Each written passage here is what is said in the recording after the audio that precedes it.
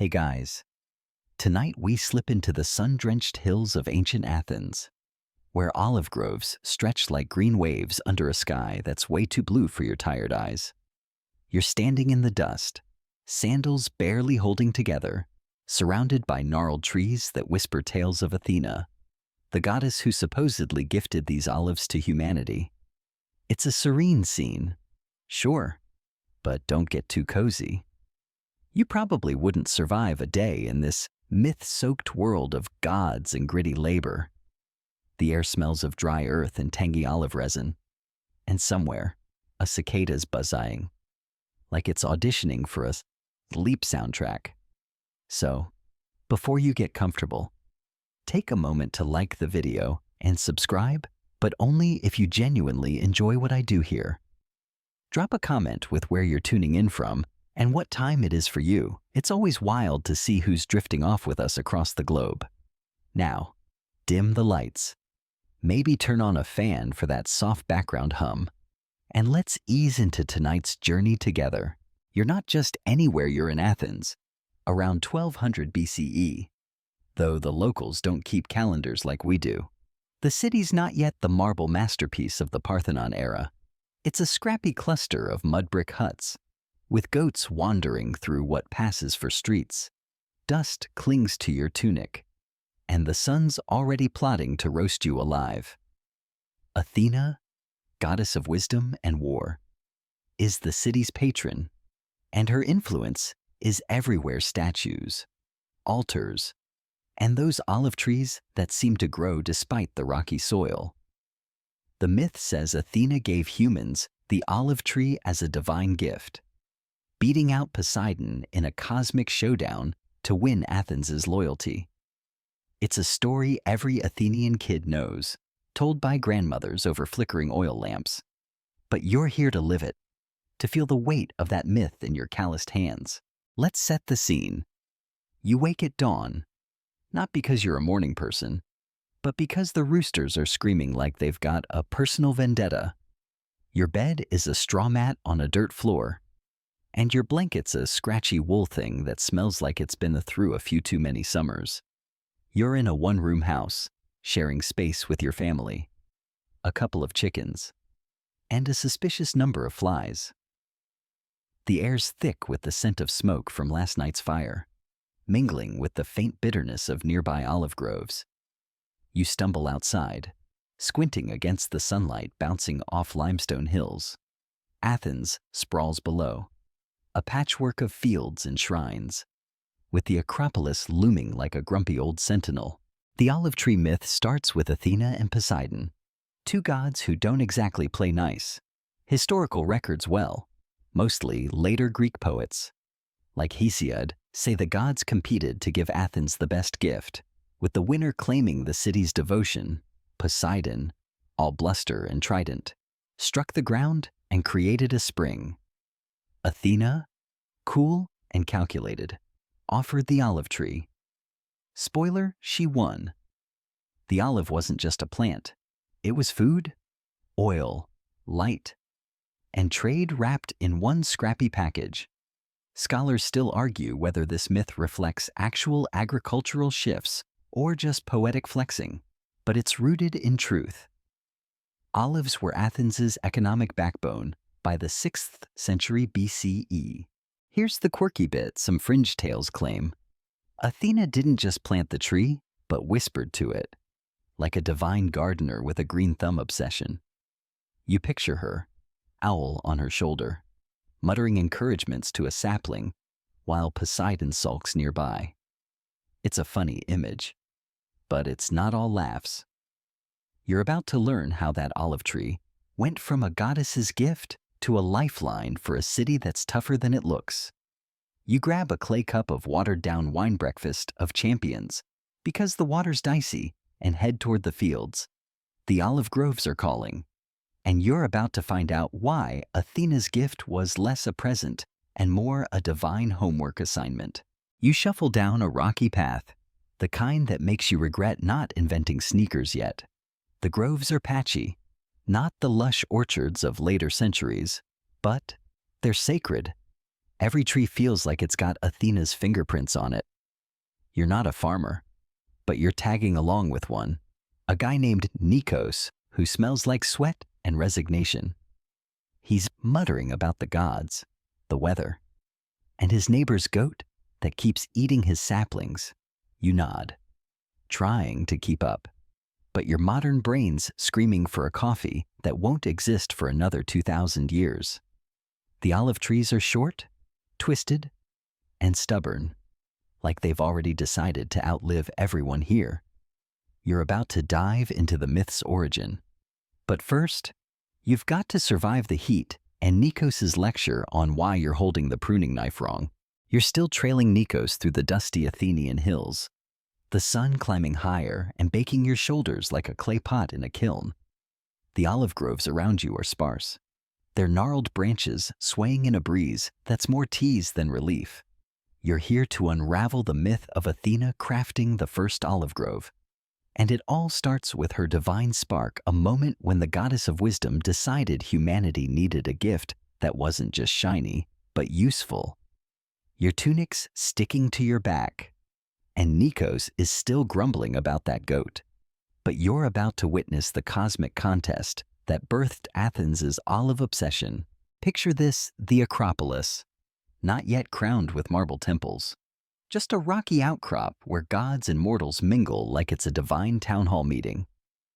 Athena, with her owl perched on her shoulder and a spear that screams, "Don't mess with me," steps forward. She's not here to show off she's got a plan.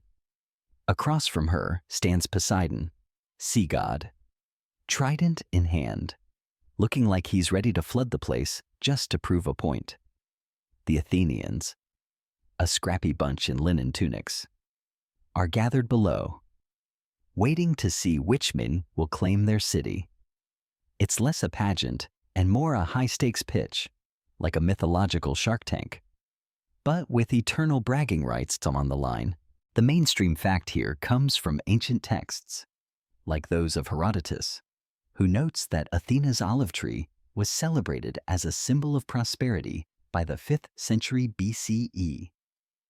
The myth says the gods were tasked with giving Athens a gift to win its loyalty. Poseidon, ever the drama king, slams his trident into the rock, and a spring gushes forth. Sounds great, right? Except it's salt water, about as useful as a cup of tears in a drought. The crowd murmurs, unimpressed. Athena, calm as ever, kneels and plants a single olive seed.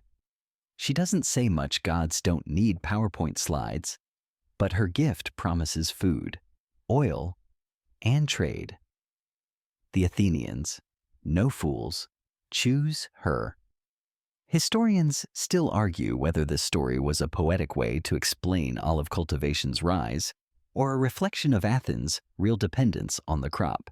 Now for the quirky tidbit, some lesser-known myths, whispered in later Hellenistic texts, claim Athena didn't just plant the seed, but infused it with a drop of her own divine essence, like a goddess version of spiking the punch. You imagine her pricking her finger. Do gods bleed and letting a shimmering drop fall into the soil? The tree sprouting faster than you can say extra virgin. It's a bit out there, but it adds a mystical flair to the story, and you can't help but grin at the thought of Poseidon rolling his eyes. You're standing where that first seed supposedly took root, a patch of earth Nikos swears is sacred. He points to a twisted olive tree, older than the rest, its bark like wrinkled leather. Athena's tree, he says, like it's obvious, though you're pretty sure he's just hyping up his field for clout. You run your fingers over the bark, half expecting a divine zap. But it's just rough and warm from the sun. The myth feels alive here. Not just a story, but a blueprint for survival. Olives weren't glamorous, but they were everything: food for your empty stomach, oil for your flickering lamp, even a salve for your sunburned skin, which, let's be honest, is starting to crisp. Nikos hands you a pruning knife, a bronze thing that looks like it's seen better days, and you fumble through trimming a branch. He sighs, muttering something about city folk. and you're tempted to remind him you're not from here. But that'd just earn you another lecture. The grove's quiet, save for the cicadas and the occasional bleat of a distant goat. Probably that troublemaker Nikos keeps cursing. You're starting to get why Athena chose the olive. It's tough, like her, thriving in soil that laughs at softer plants. You hack at a branch, missing spectacularly, and Nikos snorts. Keep that up, and Poseidon'll flood us out of spite, he says. You laugh. But there's a flicker of worry gods don't mess around, and you're not keen on testing their patience. The contest wasn't just about gifts. It was about legacy. Athena's olive tree wasn't a one-off miracle, it was a seed for a whole system. You're seeing the start of that now, the grove spreading like green veins across the hills. But it's not all divine magic. You notice the sweat on Nikos's brow, the calluses on his hands. Athena's gift came with a catch mortals had to do the work. You're learning that fast. As your arms ache from just 10 minutes of pruning, the sun's climbing, and your clay cup of wine's long gone. You're thirsty, dusty, and wondering if Athena ever considered air conditioning as a gift instead. You glance at the Acropolis, imagining Athena watching from somewhere up there, her owl giving you a judgmental stare. The olive tree's roots are deep, but so is the rivalry with Poseidon. His salty springs still bubbling somewhere nearby, a reminder that he's not over losing. You're caught in the middle of this divine drama, a mortal pawn in a godly grudge match. Nikos nudges you, pointing to a sapling that needs staking. Work, not dreams. He grumbles. You nod, gripping the knife, and get back to it. The myth of Athena's olive grove sinking into your bones as real as the dirt under your nails. You're still in the Athenian hills.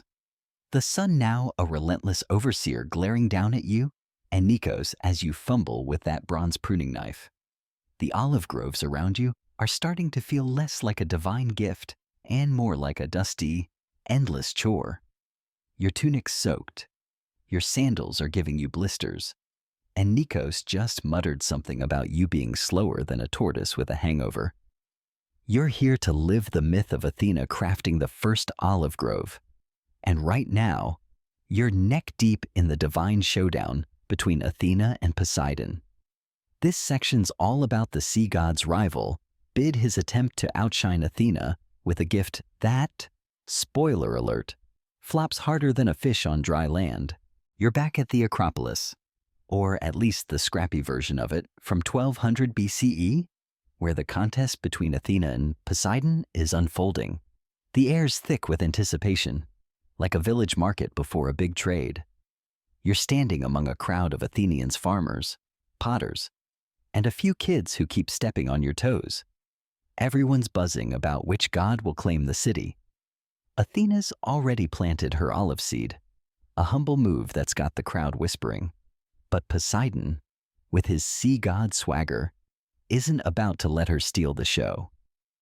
He strides forward, trident gleaming, his beard practically rippling with divine ego. You half expect him to break into a monologue, but instead, he raises his weapon and slams it into the rock with a crack that makes your ears ring. Water gushes from the stone, a spring bubbling up like it's got somewhere to be. The crowd gasps, and you lean forward, squinting. Water's a big deal in this parched land, your dry throat's begging for a sip. But then you catch the scent briny, like the sea after a storm.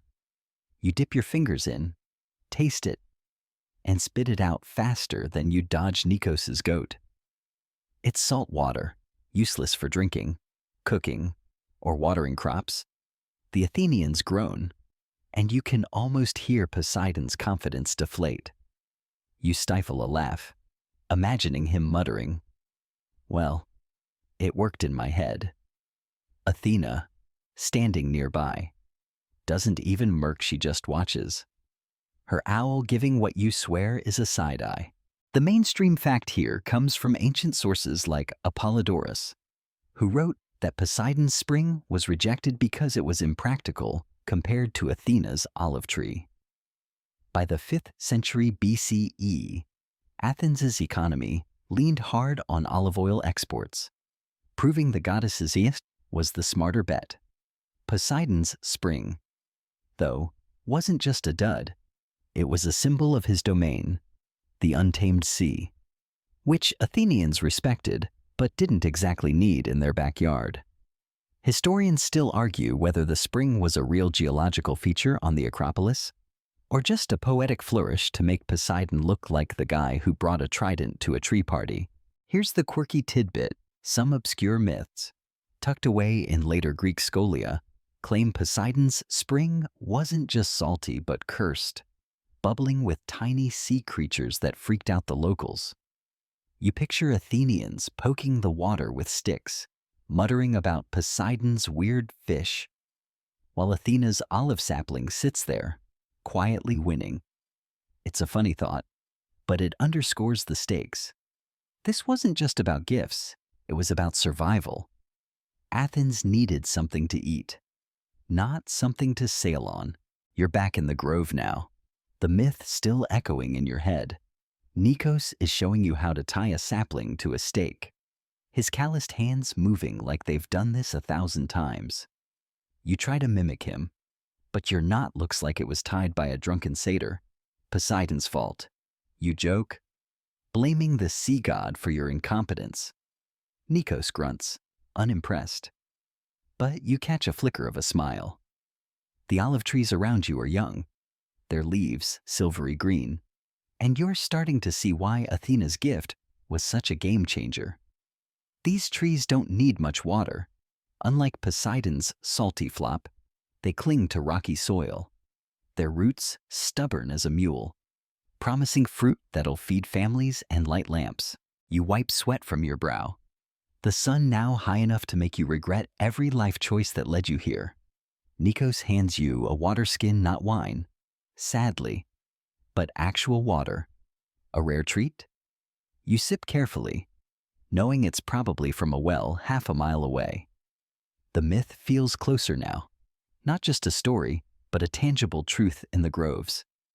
Poseidon's spring might be bubbling uselessly somewhere, but Athena's trees are taking root. Their branches a quiet rebellion against the sea god's bluster. You glance at Nikos, who's muttering about the harvest. Athena knew, he says, almost to himself. You nod, tying another shaky knot, and wonder if Poseidon's still out there, sulking in his underwater palace, plotting a comeback, for now. Though, Athena's winning, and you're just trying not to stab yourself with the pruning knife. You're still trudging through the Athenian hills, the sun now a full-blown tyrant scorching your neck as you trail Nikos, who's somehow immune to the heat. Your sandals are collecting pebbles like they're auditioning for a rock collection, and your pruning knife feels like a personal insult. The olive groves around you are starting to take shape, their twisted trunks a testament to Athena's mythic gift. You're here to live the story of how she crafted the first olive grove, and right now, you're at the heart of it, witnessing the moment Athena plants that legendary first seed. It's not as glamorous as you'd hoped, but it's got a quiet magic that's hard to ignore. You're back in the myth, standing on the Acropolis, the rocky hill buzzing with divine energy. The crowd still murmuring about Poseidon's salty spring, which is fizzing uselessly nearby, smelling like low tide on a bad day. Athena steps forward, her gray eyes sharp enough to cut through the heat haze. She's not flashy like Poseidon. No trident theatrics or tsunami threats. Instead, she kneels, her armor glinting, and presses a single olive seed into the cracked earth. You expect a speech, maybe some godly glow. But she's silent, focused, like a farmer who's done this before. The crowd leans in, skeptical. A seed. That's it. You hear someone mutter, Poseidon at least gave us water, and you're tempted to agree your throat's drier than a philosopher's scroll. But Athena's not playing for applause. She covers the seed with soil, her hand steady, and you swear the ground hums. Just for a second. It's subtle, like the moment before a storm breaks. You blink, and the seed's already sprouting. A tiny green shoot pushing through the dirt faster than nature should allow. The crowd gasps, and even Nikos's ancestor in the back, let's call him Proto-Nikos, stops chewing his barley bread to stare. This isn't just a plant, it's a promise. Food, oil, shade. Trade all from one stubborn little tree. You're starting to get why Athena's the goddess of wisdom, and not, say, dramatic entrances. The mainstream fact here comes from ancient Greek records, like those of Pausanias, who wrote in the 2nd century CE that Athena's olive tree was revered as a sacred relic on the Acropolis, tended by priests and protected like a daemon heirloom. By the 6th century BCE, olive oil was Athens's golden ticket, exported across the Mediterranean to fund temples and navies. Historians still argue whether Athena's myth was a poetic nod to this economic boom or a way to sanctify an already vital crop. Either way, that first seed wasn't just a gift, it was a revolution. Now for the quirky tidbit, some fringe stories, buried in obscure Orphic hymns, claim Athena didn't plant the seed alone.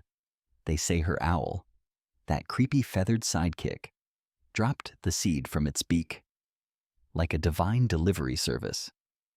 You picture the owl swooping low, seed in tow, while Athena nods approvingly, muttering, "Good bird. Stick to the plan." It's a weird detail, but it makes you grin as you hack at a branch, missing again and earning another eye roll from Nikos. You're back in the grove now, the myth's glow fading into the gritty reality of dirt and sweat. Nikos points to a sapling, barely knee-high, and tells you to water it. You grab a clay jug, sloshing more on your tunic than the tree, and wonder how Athena made this look so easy. The soil's rocky, more gravel than earth, and you're starting to see why her gift was such a big deal. Olives don't need pampering. They thrive where other crops would throw a tantrum. You pour the last of the water, your arms screaming, and Nikos grunts. Not bad, for a city rat. You're not sure if that's a compliment or an insult, but you'll take it. The grove's quiet, save for the cicadas and a distant donkey braying like it's got a grudge. You're starting to feel the weight of Athena's gift, not just as a myth, but as a lifeline. These trees are food for Nikos's family, oil for his lamps, even a bit of pride for a city that's still finding its feet. You glance at the Acropolis, half expecting Athena to pop up with a divine PowerPoint on crop yields. But it's just you, Nikos, and the trees. You're learning fast that her gift wasn't a one-and-done miracle, it's a slow grind, like everything else here. You wipe your brow, the jug empty, and Nikos hands you another. "Keep going," he says. You sigh, wondering if Poseidon's spring, salty or not, might have been less work. You're not just watering a tree, you're part of something bigger, a story that's rooting itself in Athens' soul. The myth says Athena's seed was the first, but you're seeing the real work mortals like Nikos, coaxing life from stubborn soil. You fumble with the jug, splashing your feet, and Nikos chuckles. A rare sound. "Athena's watching," he says, pointing to the sky. You laugh, but you're not entirely sure he's joking. The olive grove's just the start, and you're already wondering how you'll survive the next hour, let alone the harvest. For now, you pour, you sweat, and you hope Athena's got your back.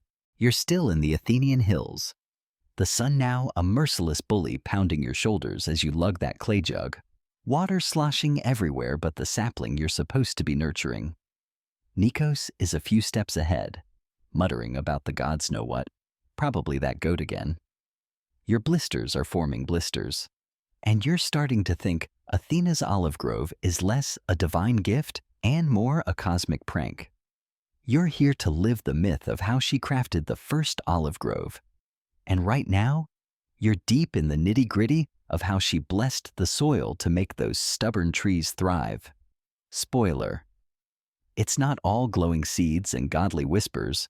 There's a lot of dirt involved. You're back in the myth, standing on the Acropolis where Athena just planted that first olive seed. The crowd still buzzing from her quiet power move. Poseidon's salty spring is fizzing nearby. A briny embarrassment he's probably regretting. Athena's not done yet. Though, she kneels again, her hands brushing the rocky soil like she's reading its secrets. You expect fireworks, maybe a choir of nymphs. But instead, she murmurs something words you can't catch, like a breeze that's half prayer, half pep talk. The ground doesn't glow, but you swear it shifts, softening under her touch. The sapling she planted stands taller, its leaves catching the sunlight like tiny mirrors. The Athenians watch, jaws dropping, as if the earth itself just pledged allegiance to her. This is where Athena's real magic happens, not just planting the seed, but making sure it survives Athens' unforgiving terrain. The mainstream fact here comes from ancient agricultural records, like those referenced in later Greek texts by Theophrastus, who noted that olives thrived in Attica's rocky, limestone-heavy soil by the 4th century BCE. Athena's myth likely reflects this reality. Olives were perfect for a region where water was scarce, and the earth was more stone than dirt. Her blessing wasn't just a divine green thumb, it was a masterclass in picking the right crop for the job. Historians still argue whether the myth was a way to deify olive cultivation or a nod to early farmers who figured out how to make it work. Now for the quirky tidbit: some obscure tales, tucked away in Hellenistic folklore, claim Athena didn't just bless the soil but mixed in a pinch of stardust from her aegis, that snazzy shield she's always toting.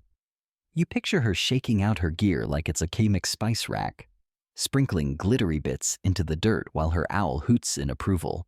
It's a bit absurd, but it makes you chuckle as you pour water onto a sapling, missing half the roots and earning a grunt from Nikos.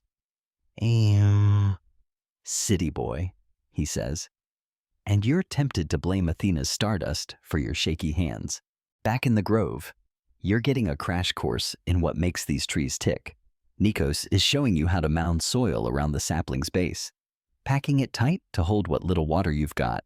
The dirt's more gravel than loam. And you're starting to see why Athena's blessing was such a big deal.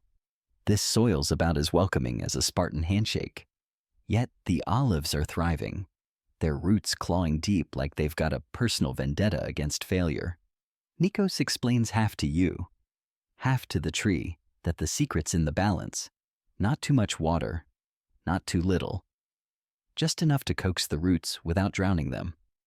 You nod, pretending you get it, but your arms are screaming, and you're pretty sure you've invented a new kind of back pain. You're learning that Athena's gift wasn't just about the seed. It was about teaching mortals to work with the land, not against it. You scoop another handful of dirt, your fingers scraping against sharp pebbles, and wonder if she ever got her hands this filthy.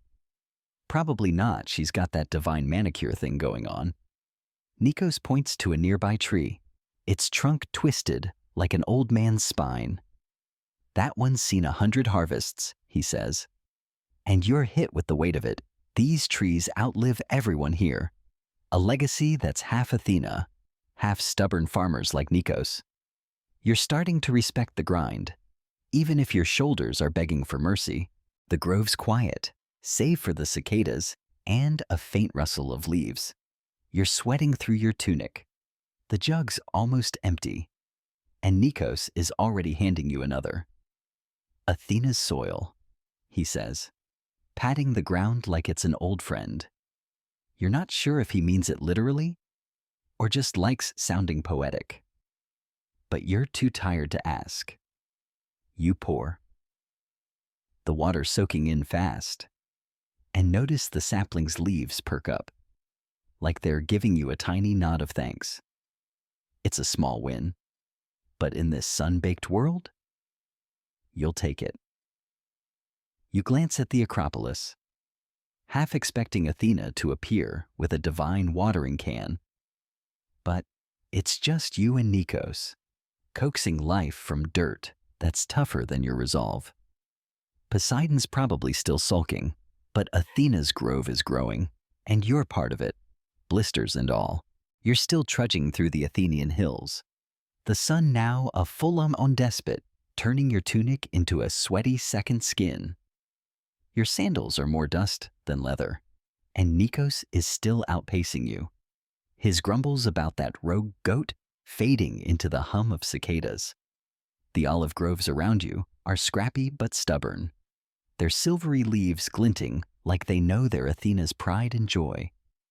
You're here to live the myth of how she crafted the first olive grove. And right now, you're ankle deep in the dusty reality of Athens before those trees became its lifeline. It's not the romantic myth you signed up for: more dirt, less divine glow.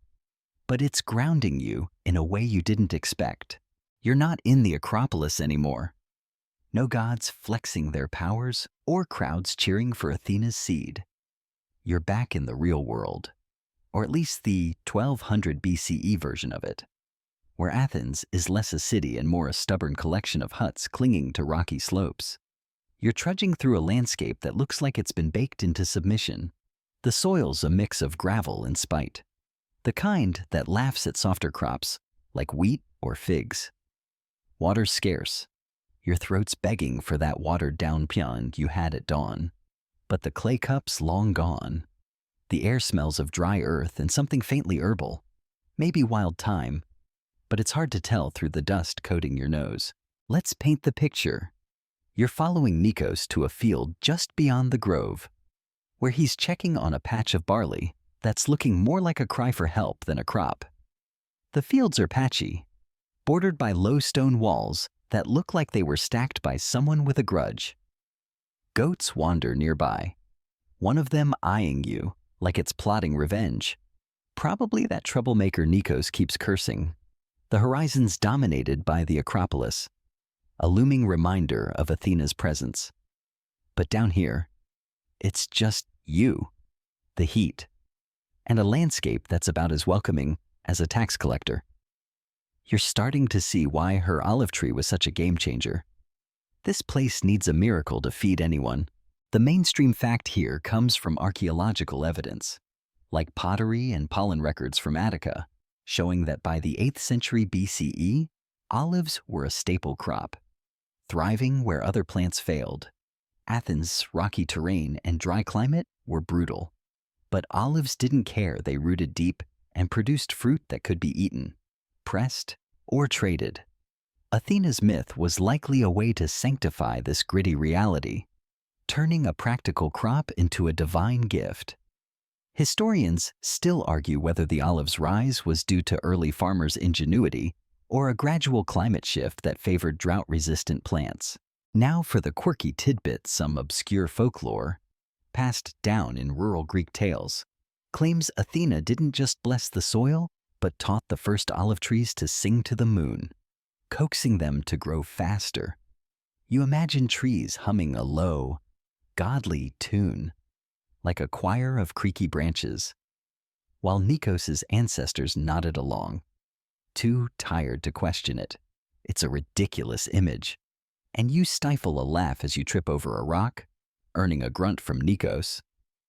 "Watch your feet, city fool," he says.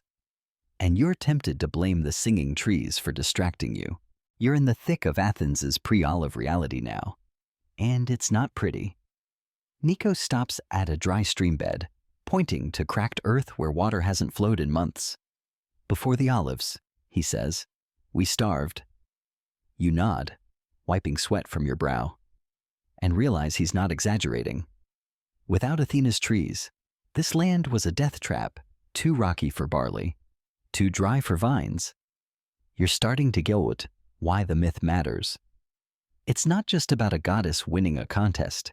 It's about a city surviving against the odds. You kick a pebble, watching it skitter into the dust, and wonder how anyone lived here without losing hope. Nikos hands you a wooden hoe, a splintery thing that looks like it's plotting to betray you. Dig, he says, pointing to a patch of dirt that's more stone than soil.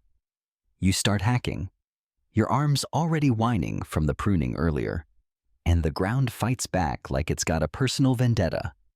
You're learning fast that Athena's gift wasn't a free lunch. It came with a lifetime of labor. The olive trees in the distance are young, their roots still clawing for purchase. But they're the only green in this beige wasteland. You pause, leaning on the hoe, and Nikos snorts. You'd make a terrible farmer, he says. You grin, muttering, good thing I'm not staying.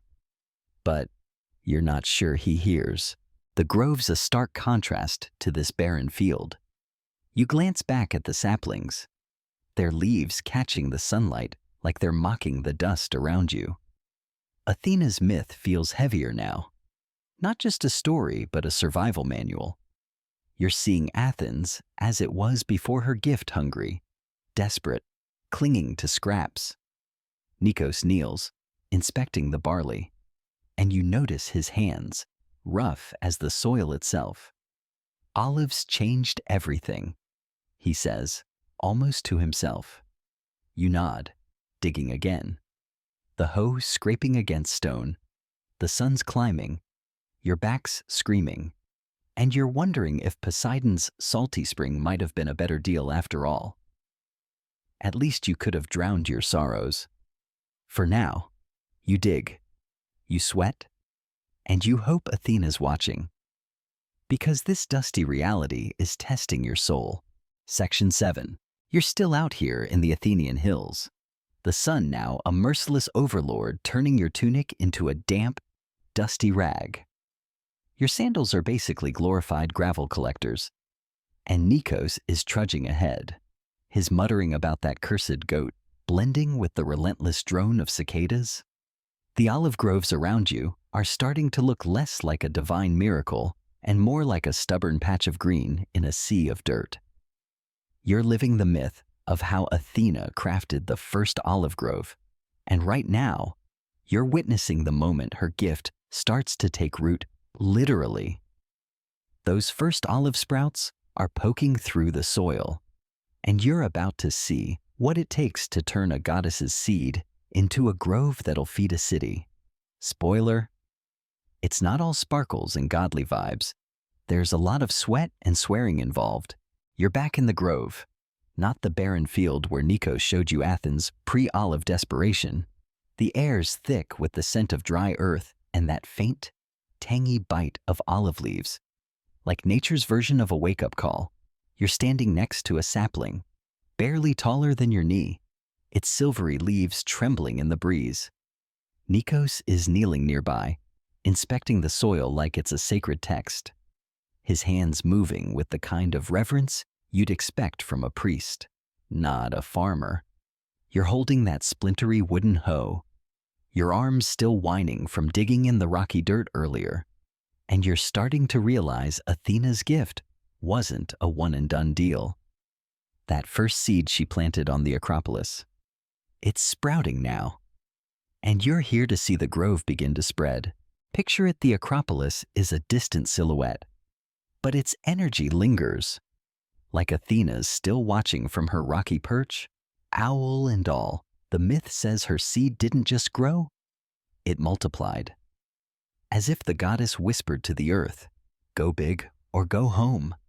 You imagine that first shoot, the one she planted with her divine green thumb, sending out runners, each one sprouting into a new tree.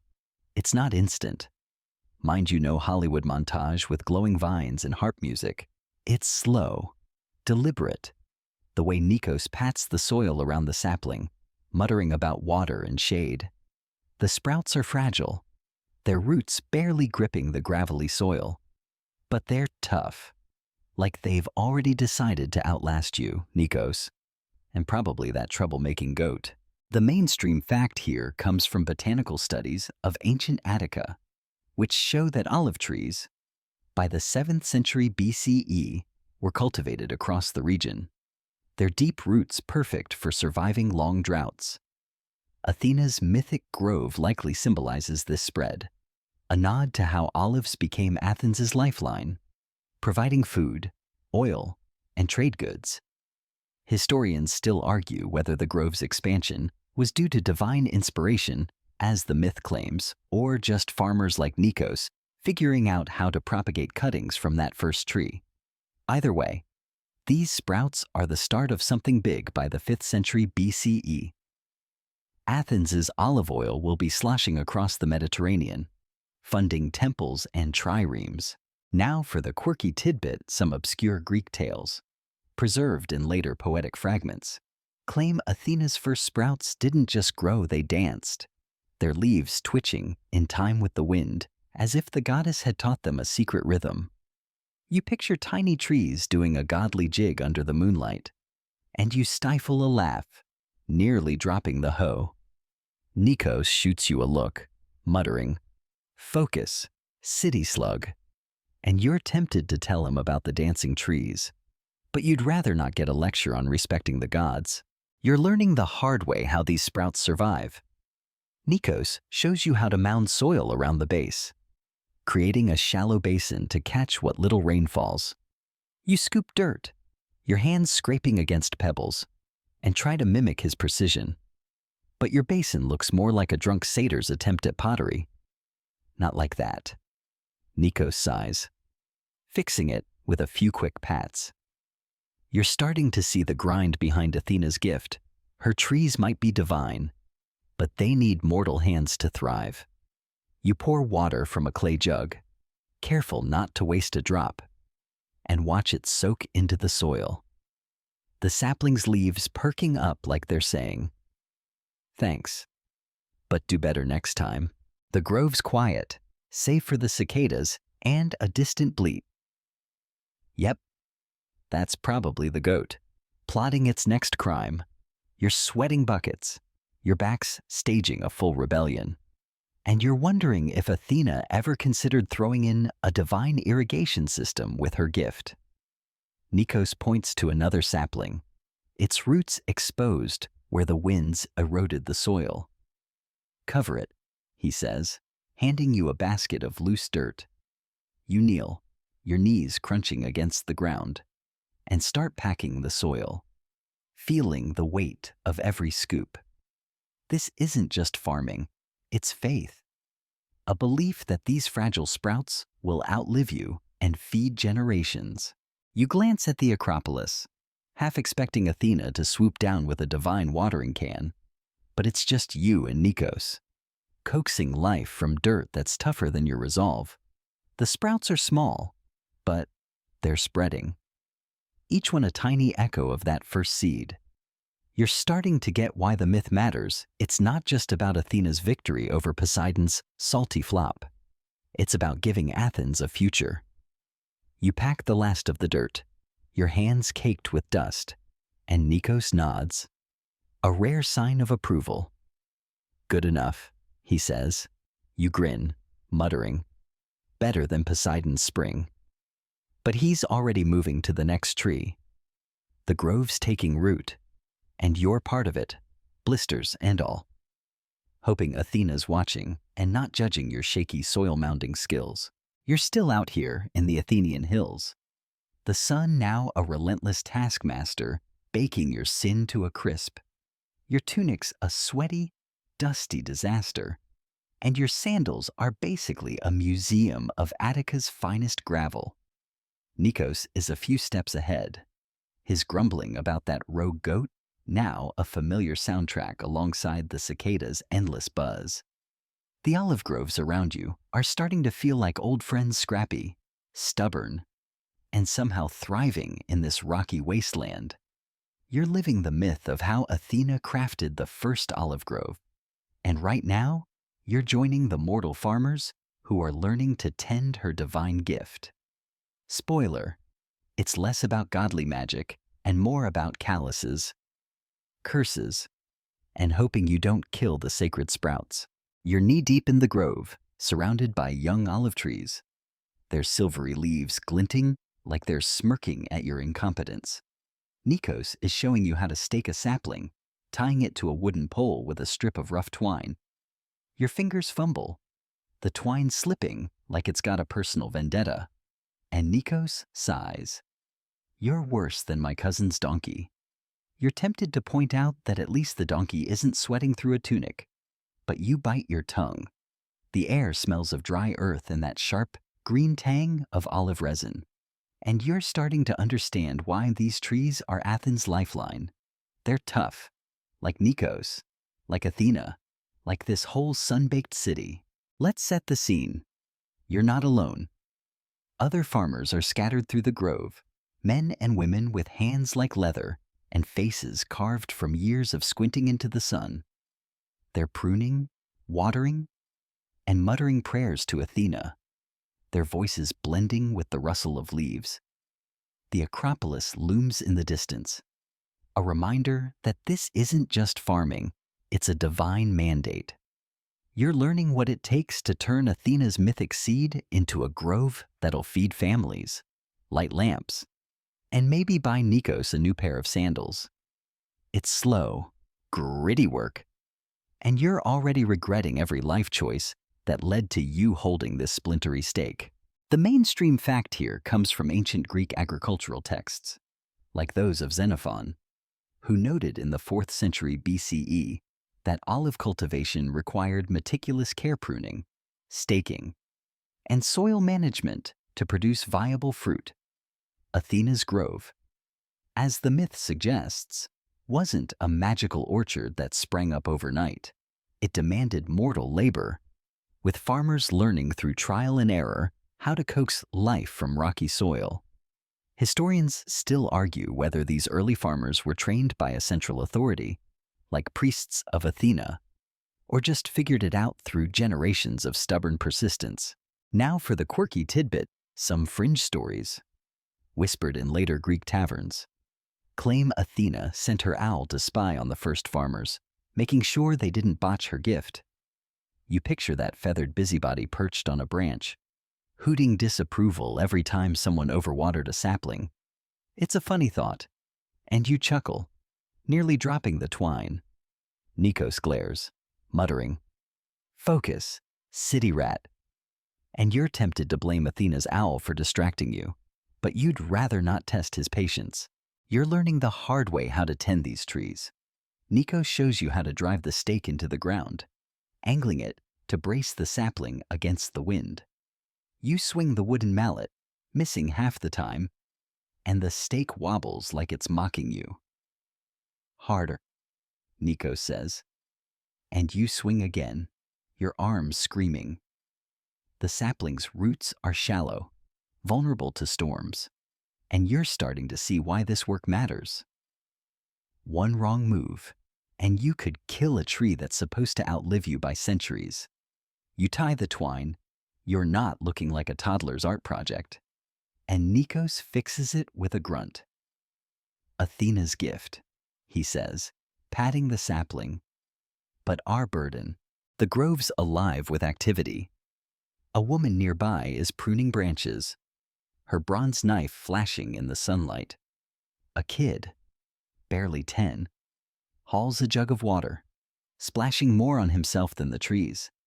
Everyone's got a job, and you're the weak link. Your modern hands soft as a philosopher's scroll. You're starting to respect the farmers, their hands scarred from years of this grind. Athena's myth feels closer now, not a distant tale but a daily reality. Her sprouts are growing, but it's mortals like these who make it happen. One stake, one knot, one prayer at a time. You wipe sweat from your brow, the sun now high enough to make you wish for that crocodile dung sunscreen you heard about in Egypt. Nikos points to another sapling, its leaves drooping. "Water it," he says, handing you a jug. You pour, careful not to drown the roots, and watch the soil drink it up. The leaves perking like they're giving you a grudging nod. It's a small victory, But in this dusty world, you'll take it. You glance at the Acropolis, half expecting Athena to appear with a divine gardening manual. But it's just you, Nikos, and the farmers, coaxing life from soil that's tougher than your resolve. Poseidon's probably still sulking over his salty spring. But Athena's grove is taking shape, and you're part of it, blisters and all, hoping you don't accidentally kill a sacred tree. You're still out here in the Athenian hills, the sun now a full-blown dictator scorching your skin and turning your tunic into a soggy, dust-caked mess. Your sandals are basically a lost cause, crumbling under the weight of Attica's finest pebbles. And Nikos is still trudging ahead, his muttering about that rogue goat now a comforting drone against the cicada's relentless hum. The olive groves around you are scrappy but defiant, their silvery leaves glinting like they're in on Athena's plan.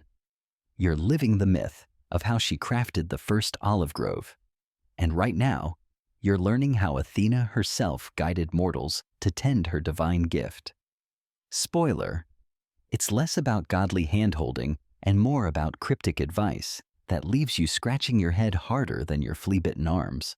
You're deep in the grove, surrounded by young olive trees, their twisted trunks looking like they've already seen a few harvests and a couple of bad decisions.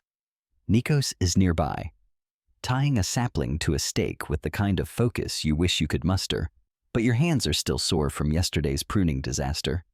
The air's heavy with the sharp, green scent of olive resin, mixed with the dusty tang of sun-baked soil. You're holding a clay jug, trying more to spill what little water's left, and wondering if Athena ever considered throwing in a divine irrigation system with her gift. Nikos catches you daydreaming and grunts. Work, city slug, and you're starting to think he's got a whole dictionary of insults just for you. Let's set the scene. You're not just a tag-along anymore, you're part of a small group of farmers gathered around a gnarled olive tree. The one Nikos swears is Athena's first. It's probably just his favorite. But you're not arguing with a guy who looks like he could wrestle that troublemaking goat and win.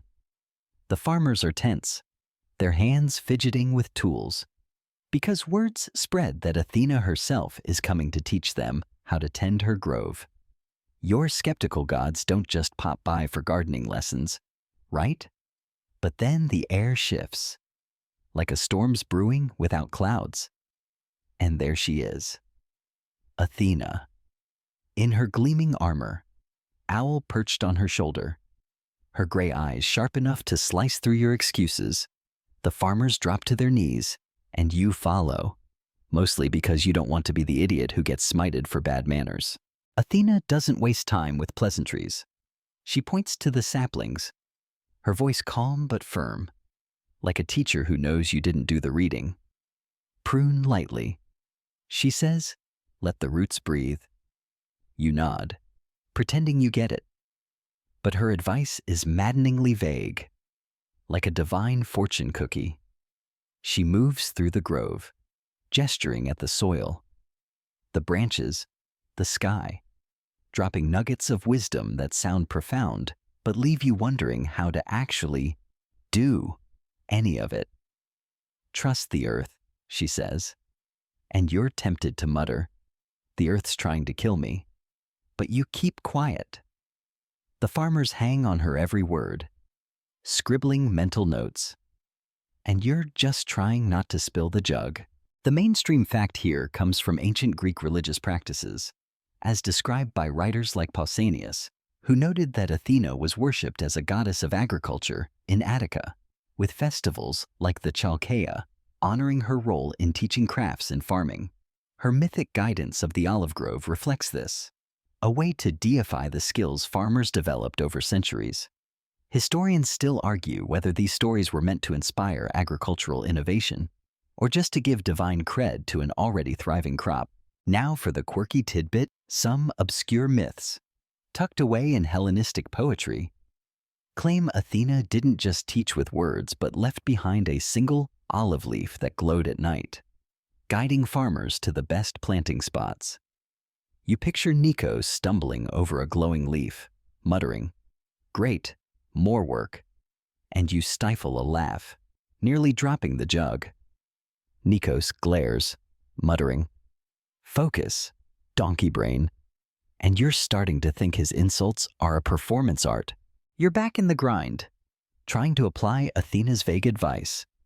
Nikos shows you how to prune a branch, cutting just above a bud to encourage growth. You try, your bronze knife wobbling like it's got stage fright, and the branch looks more hacked than pruned. Lightly, Nikos snaps, echoing Athena, and you're tempted to ask if she ever taught a remedial class. The other farmers are busy. 2 women mounding soil, men staking saplings, kids hauling water with jugs bigger than their heads. Everyone's learning, and you're the slowest student. Your modern hands soft as a poet's quill. Athena's gone now, her presence lingering like a faint hum in the air, and you're left with her cryptic commands and Nikos's impatience. The grove's alive with purpose, the saplings standing taller, their leaves catching the sunlight like they're showing off. You pour water, careful not to drown the roots, and notice the soil drinking it up. The tree perking like it's giving you a grudging nod. It's a small win, but in this sun-scorched world, you'll take it. You glance at the Acropolis, half expecting Athena's owl to swoop down with a divine report card. But it's just you, Nikos, and the farmers, coaxing life from dirt that's tougher than your willpower. Poseidon's probably still sulking over his salty spring. But Athena's grove is growing, and you're part of it, blisters and all, hoping you don't accidentally snap a sacred branch. You're still trudging through the Athenian hills, the sun now a relentless tyrant that's turned your tunic into a soggy, dust-streaked rag clinging to your skin like a bad decision. Your sandals are basically a lost cause, disintegrating under a layer of Attica's finest gravel, and Nikos is still a few steps ahead, his muttering about that troublemaking goat now blending seamlessly with the cicada's endless drone. The olive groves around you are scrappy but proud, their silvery leaves glinting like they're in on Athena's master plan. You're living the myth of how she crafted the first olive grove, and right now, you're witnessing the slow rise of olive oil, a gritty, greasy revolution that's about to transform Athens from a dusty outpost into a Mediterranean powerhouse. Spoiler, it's less about divine miracles and more about sweaty mortals figuring out how to squeeze liquid gold from stubborn fruit. You're in the heart of the grove, surrounded by young olive trees, their twisted trunks looking like they've already survived a few bad harvests and worse decisions. Nikos is nearby, showing you how to check a sapling's roots, his calloused hands moving with the kind of precision you'd expect from a sculptor, not a farmer. You're holding a clay jug, trying not to spill the precious water, your arms still whining from yesterday's pruning fiasco. The air's thick with the sharp, green tang of olive resin, mixed with the dusty bite of sun-baked soil. And you're starting to understand why these trees are Athens' lifeline. They're tough, like Nikos, like Athena, like this whole parched city that's clinging to hope. Let's set the scene. You're not just tagging along anymore, you're part of a bustling work crew. Farmers and laborers, gathered around a crude wooden press that looks like it was cobbled together by someone with more enthusiasm than skill. The press is new, a clunky contraption of beams and stones, and everyone's buzzing with nervous energy. This is the moment Athens starts turning olives into oil, a process that'll change everything. You're sweaty, your back's staging a full-on rebellion, and Nikos just handed you a basket of olives, their dark skins glinting like Aini promises. "Crush," he says, pointing to the press, and you're suddenly aware that you're part of history, or at least the greasy, smelly start of it, The mainstream fact here comes from archaeological finds. like olive presses uncovered in Attica dating to the 7th century BCE, which show that olive oil production was a cornerstone of Athens' economy. By the Archaic period, Athena's mythic grove wasn't just about food. It was about oil used for cooking, lighting lamps, anointing bodies, and trading across the Mediterranean. By the 5th century BCE, Athens was exporting amphorae of oil to places like Egypt and Crete, funding temples and warships. Historians still argue whether this boom was driven by Athena's myth inspiring farmers or just practical economics as trade routes expanded. Now for the quirky tidbit: some obscure Greek stories, whispered in later tavern tales, claim the first olive press was blessed by Athena's owl, which supposedly hooted 3 times to signal the perfect crushing moment. You picture that feathered busybody perched on the press, hooting like a divine foreman while Nikos's ancestors scrambled to keep up. It's a ridiculous image. And you stifle a laugh, nearly dropping the basket. Nikos glares, muttering, "Focus, donkey feet." And you're tempted to blame the owl's hooting for your shaky grip. But you'd rather not get another lecture. You're learning the hard way how oil happens. Nikos shows you how to pile the olives into a stone basin, where a heavy wooden beam crushes them into a pulpy mess. You take a turn, heaving against the beam, your shoulders screaming as the olives squelch under the weight. The smell's intense, bitter, green, like the grove itself is sweating alongside you. The pulp's then scooped into woven sacks, stacked under the press, and squeezed until oil dribbles out, slow and golden, into a clay basin below. You're amazed at how little comes out a whole basket for a cup of oil, but Nikos nods like it's a treasure. Athena's blood, he calls it. And you're not sure if he's being poetic or just really into his job. The grove's alive with activity. Women nearby are sorting olives, tossing out the bad ones with a flick of their wrists. Kids haul baskets, dodging the press like it's a game. And men crank the beam, their grunts mixing with the creak of wood. You're the weak link, your modern hands soft as a philosopher's scroll. But you're starting to respect the grind. This isn't just farming. It's alchemy, turning fruit into fuel, light, and wealth. Athena's myth feels tangible now. Not a distant tale, but a daily hustle. Her sprouts are growing, but it's mortals like these, crushing and pressing, who make her gift real. You wipe sweat from your brow, the sun now high enough to make you wish for that Egyptian crocodile dung sunscreen you keep thinking about. Nikos points to another basket, and you groan, your arms begging for mercy. "Keep going," he says, and you pour the olives, the press creaking under the weight.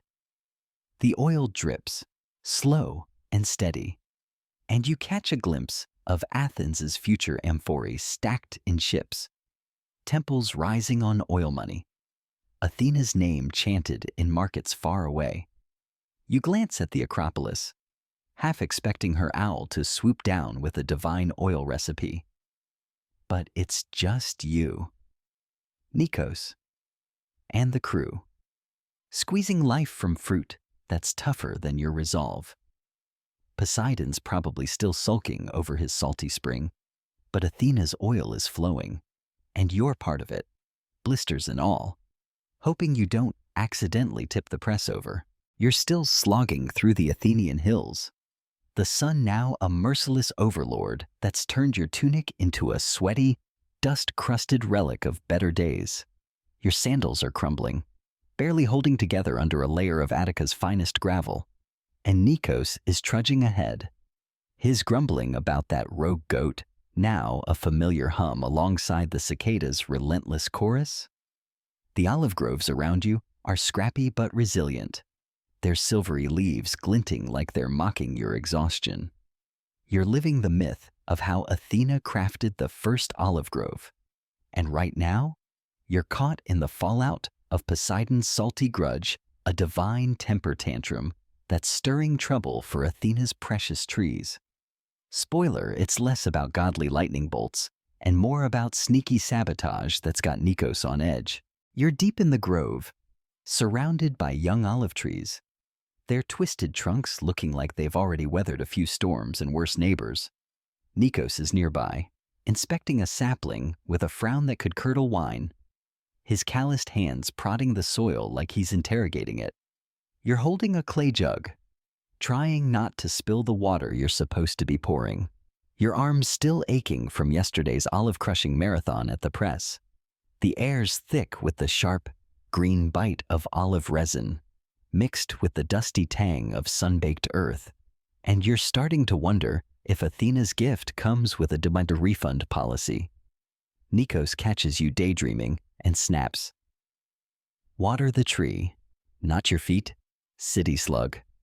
You're tempted to blame the heat for your shaky aim, but you'd rather not earn another of his creative insults. Let's set the scene. You're not just tending trees anymore, you're in the middle of a divine Cold War. The grove's buzzing with tension. Farmers whispering about strange signs, wilted leaves, salty patches in the soil. Even a fish or two, flopping in a nearby stream that's suddenly gone briny. Nikos swears it's Poseidon, still sulking over his Acropolis flop with that useless saltwater spring. Your skeptical gods don't just mess with mortal crops, right? But then you notice the ground near a sapling, crusted with white, like it's been dusted with sea salt. Nikos spits, muttering a prayer to Athena, and you're starting to think he's onto something.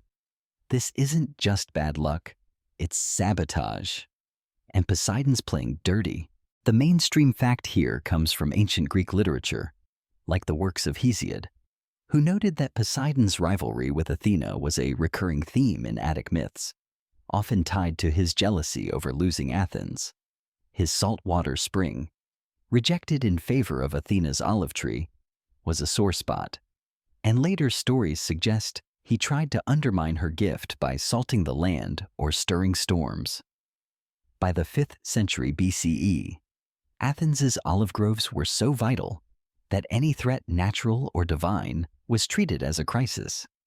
Historians still argue whether these stories reflected real environmental challenges, like soil salinization, or were just poetic ways to explain crop failures. Now for the quirky tidbit, some obscure Hellenistic tales claim Poseidon didn't just salt the soil, but sent tiny sea crabs to nibble at the olive roots. Like a divine pest control hit job. You picture these little crustaceans scuttling through the grove, snapping at roots while Poseidon cackles from his underwater palace. It's a ridiculous image, and you stifle a laugh, nearly spilling the jug. Nikos glares, muttering, "Focus, donkey brain." And you're tempted to tell him about the crabs, but you'd rather not get a lecture on respecting the gods. You're learning how to fight Poseidon's grudge the hard way. Nikos shows you how to scrape the salty crust from the soil, replacing it with fresh dirt from a nearby hill. You kneel, your knees crunching against the ground, and start digging, your hands scraping against pebbles. It's slow, sweaty work, and you're starting to see why the farmers are so jumpy.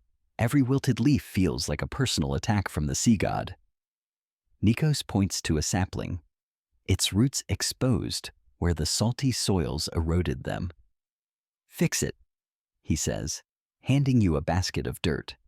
You pack it around the roots, your fingers caked with dust, and pour water, watching the tree perk up like it's saying, "Thanks for the save." The grove's alive with quiet defiance. Farmers nearby are hauling baskets of fresh soil. Women are pruning damaged branches. And kids are shooing away birds that might be Poseidon's spies, or maybe just hungry. Everyone's fighting for Athena's gift. And you're the weak link, your modern hands soft as a poet's quill. The myth feels urgent now. Not a distant tale, but a daily battle. Athena's trees are growing, but Poseidon's lurking. His salty tricks, a reminder that even gods can hold a grudge. You wipe sweat from your brow, the sun now high enough to make you long for that Egyptian crocodile dung sunscreen you keep daydreaming about. Nikos nods at your work, a rare sign of approval.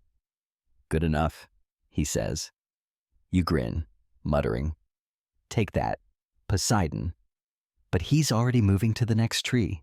You glance at the Acropolis, half expecting Athena to show up with a divine salt-repellent spray. But it's just you, Nikos, and the farmers, coaxing life from a grove under siege. The saplings stand tall, their leaves glinting like they're daring Poseidon to try harder. You're part of this now, blisters and all, hoping Athena's watching and maybe sending that owl to scare off those imaginary crabs. For now, you dig, you sweat, and you pray the sea god finds a new hobby before your next shift. You're still out here in the Athenian hills, the sun now a blazing tyrant that's turned your tunic into a sweaty, dust-encrusted nightmare. Your sandals are barely holding together, shedding gravel like they're auditioning for a tragedy. And Nikos is trudging ahead, his muttering about that rogue goat now a steady hum beneath the cicada's endless buzz. The olive groves around you are scrappy but defiant, their silvery leaves glinting like they're laughing at your exhaustion. You're living the myth of how Athena crafted the first olive grove. And right now, you're swept up in a torchlit festival honoring her divine gift. Spoiler, it's less about godly fanfare and more about mortals celebrating with too much wine and slightly burnt bread. But it's got a magic that's hard to resist. You're not in the grove anymore, wrestling with salty soil or Poseidon's petty sabotage. You're in the heart of Athens, or at least its 1200 BCE version. A cluster of mud brick huts and narrow paths lit by flickering torches. The air's thick with the scent of olive oil, roasting barley, and that faint, herbal tang of wild thyme. But it's the buzz of the crowd that hits you hardest. You're at a festival for Athena, a rare break from the grind of farming her sacred trees. Your blisters are still throbbing from yesterday's battle with the salty soil, and your arms ache from hauling jugs. But tonight, you're not working, you're celebrating. Nikos is here too, looking almost human with a clay cup of wine in hand, though he's still side-eyeing a goat that's wandered too close to the feast. Let's set the scene. You're standing in a clearing near the Acropolis, its rocky silhouette looming under a star-streaked sky. Torches cast dancing shadows, and a wooden altar to Athena is piled with offerings, olives, oil jars, even a few woven wreaths that smell like the grove. The crowd's a mix of farmers, potters, and kids running wild, their laughter cutting through the low hum of chants. A priestess, draped in white linen, pours olive oil into a bronze bowl, muttering prayers that sound like a lullaby for the gods. You're holding a hunk of barley bread, slightly charred but warm, and a cup of wine that's more grape juice than alcohol safe enough for kids. But you're still sipping slowly, remembering that dicey water from the well. This is Athena's night, and you're here to honor the olive that's changing everything. The mainstream fact here comes from ancient Greek religious records, like those of Pausanias, who described festivals like the Panathenaea in later centuries, where Athena's olive gift was celebrated with offerings, processions, and games. These early festivals, though smaller, were vital for uniting Athens' scattered farmers, reinforcing the olive's sacred status. By the 6th century BCE, olive oil was so central to Athenian life that festivals honoring Athena doubled as economic showcases, flaunting the city's liquid gold. Historians still argue whether these rituals were purely religious or a clever way to boost trade and civic pride. Now for the quirky tidbit, some obscure folklore, tucked away in Hellenistic tales, claims Athena's owl joined this festival, swooping low to snatch an olive from the altar as a sign of her approval. You picture that feathered busybody diving in, snagging a fruit while the priestess tries not to flinch, and you stifle a laugh, nearly dropping your bread. Nikos notices, muttering, "Focus, city donkey." And you're tempted to tell him about the owl's snack run, but you'd rather not get a lecture on sacred birds. You're swept into the festival's rhythm, the crowd swaying as the priestess raises a torch, its flame licking the night. She chants Athena's name, praising the olive that feeds, lights, and binds the city. You take a bite of the bread, its gritty texture reminding you of that sandy loaf from your first morning here. But tonight, it's a feast. The wine's tart, warming your throat, and you're starting to feel the groove of this ancient party. Farmers nearby are sharing stories, their voices rising over the crackle of fires, tales of Athena's wisdom, her victory over Poseidon's salty flop, and how her trees saved them from starvation. You're learning that this festival isn't just a thank you to the goddess. It's a reminder of what her gift means to a city that's tougher than it looks. You follow Nikos to a circle of dancers, their steps slow and deliberate, mimicking the planting of seeds. You're roped in, your modern clumsiness earning a few chuckles. But you try, stumbling through the moves like a satyr with two left hooves. "Athena's watching," Nikos says, smirking, and you're not sure if he's joking or warning you not to embarrass the goddess.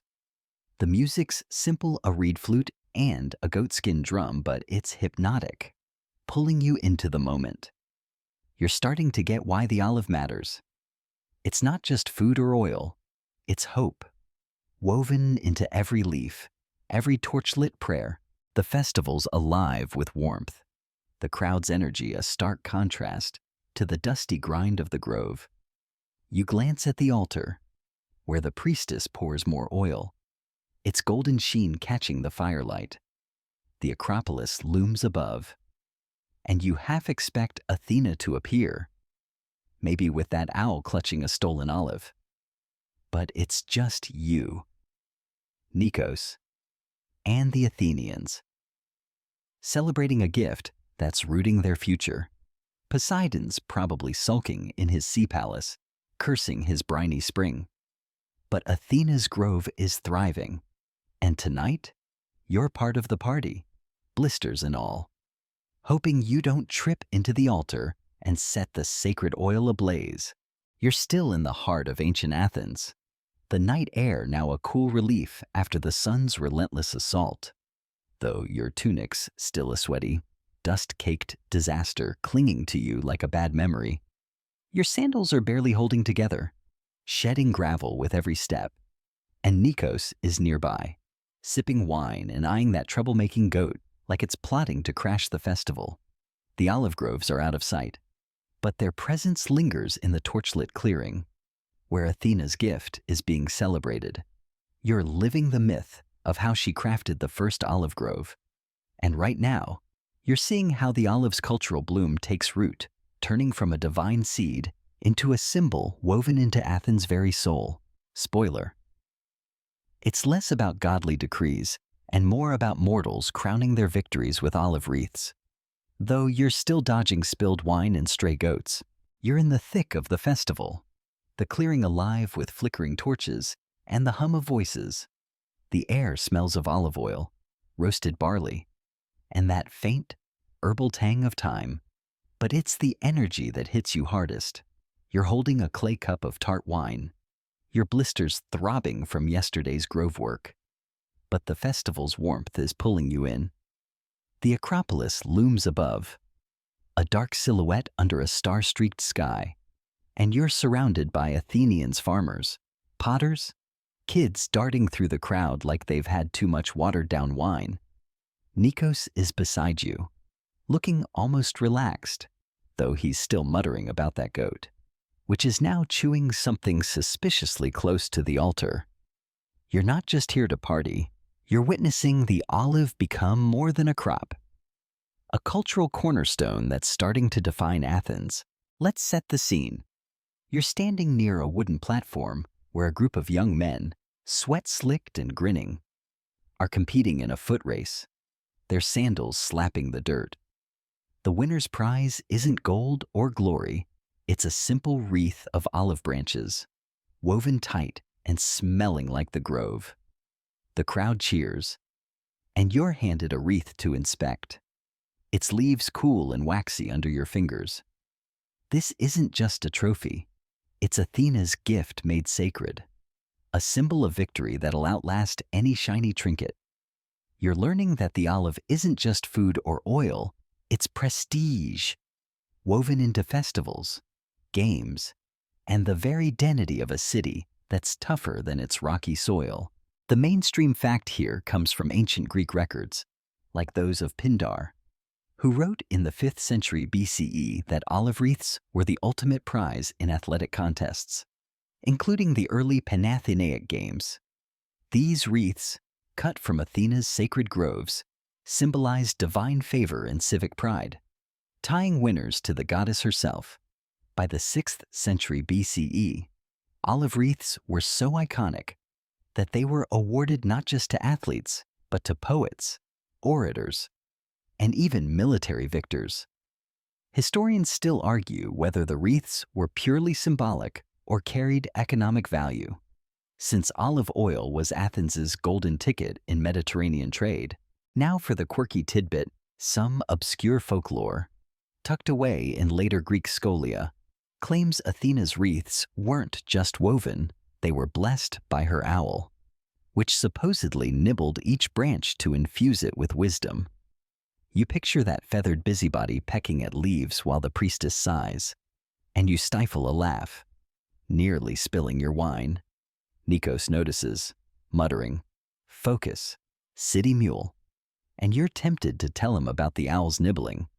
But you'd rather not get a lecture on sacred birds. You're swept into the festival's rhythm, the crowd buzzing as another race ends, the winner crowned with an olive wreath to roaring applause. You're learning how deeply the olive's woven into Athens's culture, not just a crop, but a badge of honor.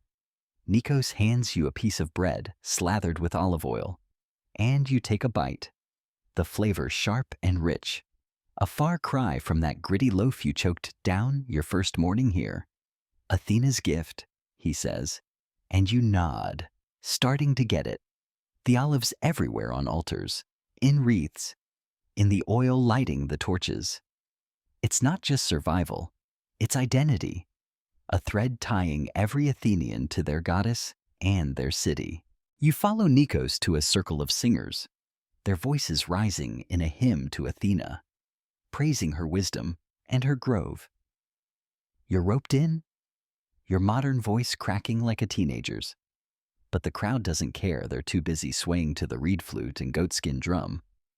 You're starting to feel the olive's weight, not just as a farmer's burden, but as a cultural force. The festival's alive with pride. Every wreath, every oil jar a reminder of Athena's victory over Poseidon's salty flop. You glance at the altar, where a priestess pours more oil, its golden sheen catching the firelight. The Acropolis looms above, and you half expect Athena to appear, maybe with that owl clutching a wreath. But it's just you, Nikos, and the Athenians, celebrating a gift that's rooting their future. For now, you sing, you sway, and you hope that goat doesn't knock over the altar and set the night ablaze. You're still in the heart of ancient Athens, the night air now a soothing balm after the sun's brutal reign, though your tunic remains a sweaty, dust-crusted relic that's practically begging for a wash. Your sandals are crumbling, scattering gravel like they're staging a quiet rebellion. And Nikos is nearby, clutching his wine cup and glaring at that troublemaking goat, which is now nibbling something suspiciously close to a festival wreath. The olive groves are out of sight, but their spirit hums in the torchlit clearing, where Athena's gift is being celebrated. You're living the myth of how she crafted the first olive grove, and right now, you're meeting the women who weave olive lore into the fabric of daily life. Spoiler, it's less about divine proclamations and more about practical magic, whispered stories, and keeping the household running while dodging Poseidon's salty grudges. You're still at the festival, the clearing alive with flickering torches and the murmur of voices. The air's thick with the scent of olive oil, roasted barley, and that faint, herbal whiff of thyme. But it's the women's presence that draws your attention. You're holding a clay cup of tart wine, your blisters still throbbing from yesterday's grove work. But the festival's energy is pulling you in. Nikos is beside you, looking almost sociable, though he's muttering about that goat, which is now eyeing a pile of olive branches like it's planning a heist. You're not just here to celebrate, you're learning how women, often sidelined in the myths, are the backbone of Athens' olive culture, turning Athena's gift into food, light, and lore. Let's set the scene. You're weaving through the crowd, past dancers and singers, to a corner where women are gathered around a low table, their hands busy with clay jars and woven baskets. They're sorting olives, mixing oil with herbs, and braiding wreaths. Their voices a soft hum of laughter and stories. The Acropolis looms above, a dark silhouette under a starlit sky. And you're struck by the quiet power of these women. They're not priestesses or queens, just farmers' wives, mothers, and daughters. But they're the ones keeping Athena's gift alive. You're roped in, handed a basket of olives to sort, and you fumble. Your modern hands soft as a poet's scroll. A woman named Irene, with eyes sharp as Athena's, chuckles. You sort like a drunken satyr, and you're tempted to blame that owl you keep imagining, but you just grin and keep going. The mainstream fact here comes from ancient Greek social records, like those of Xenophon, who noted in the 4th century BCE that women in Attica were central to household management, including processing olive oil for cooking, lighting, and rituals. While men tended the groves, women turned the fruit into daily necessities, blending practical work with sacred duties to Athena. By the 5th century BCE, women's roles in olive production were so vital that festivals like the Panathenea included them in oil offerings. Historians still argue whether these roles gave women real influence or just trapped them in domestic labor under Athena's name. Now for the quirky tidbit, some obscure Greek folklore, preserved in later women's songs, claims Athena taught the first women to sing to the olive trees, believing the melody strengthened their roots. You picture Irene humming a lullaby to a sapling, her voice soft as moonlight, and you stifle a laugh, nearly dropping an olive. Nikos notices, muttering, "Focus, city mule." And you're tempted to tell him about the singing trees. But you'd rather not get a lecture on women's wisdom. You're learning how women weave the olive into daily life. Irene shows you how to press olives into a clay jar, mixing the eels with dried thyme for cooking. You try, your hand slipping, and the oil splashes your tunic, earning a laugh from the group. Athena's gift, Irene says, but our work. You're starting to see the olives reach not just in the groves, but in every kitchen, lamp, and altar. Women are the ones blending oil for healing salves, pouring it for offerings, and telling stories of Athena's victory over Poseidon's salty flop. You sort another olive, your fingers sticky, and notice the women's hands, rough as the grove's soil, moving with a rhythm that's almost sacred. The festival hums around you, but this corner feels like its own world. A girl, barely 12, braids a wreath, her fingers nimble as she weaves olive leaves with wildflowers. An older woman, her face lined like the grove's oldest trees, tells a story of Athena outsmarting Poseidon, her voice low and warm. You're struck by their pride, their connection to the olive not as a myth, but as a daily truth. The Acropolis looms above, and you half expect Athena to appear, maybe with that owl nibbling a leaf. But it's just you, Irene, and the women, keeping the grove's legacy alive. Poseidon's probably still sulking, cursing his briny spring. But Athena's olive is thriving, and these women are its heart. For now, you sort, you listen, and you hope that goat doesn't steal your wreath before the night's over.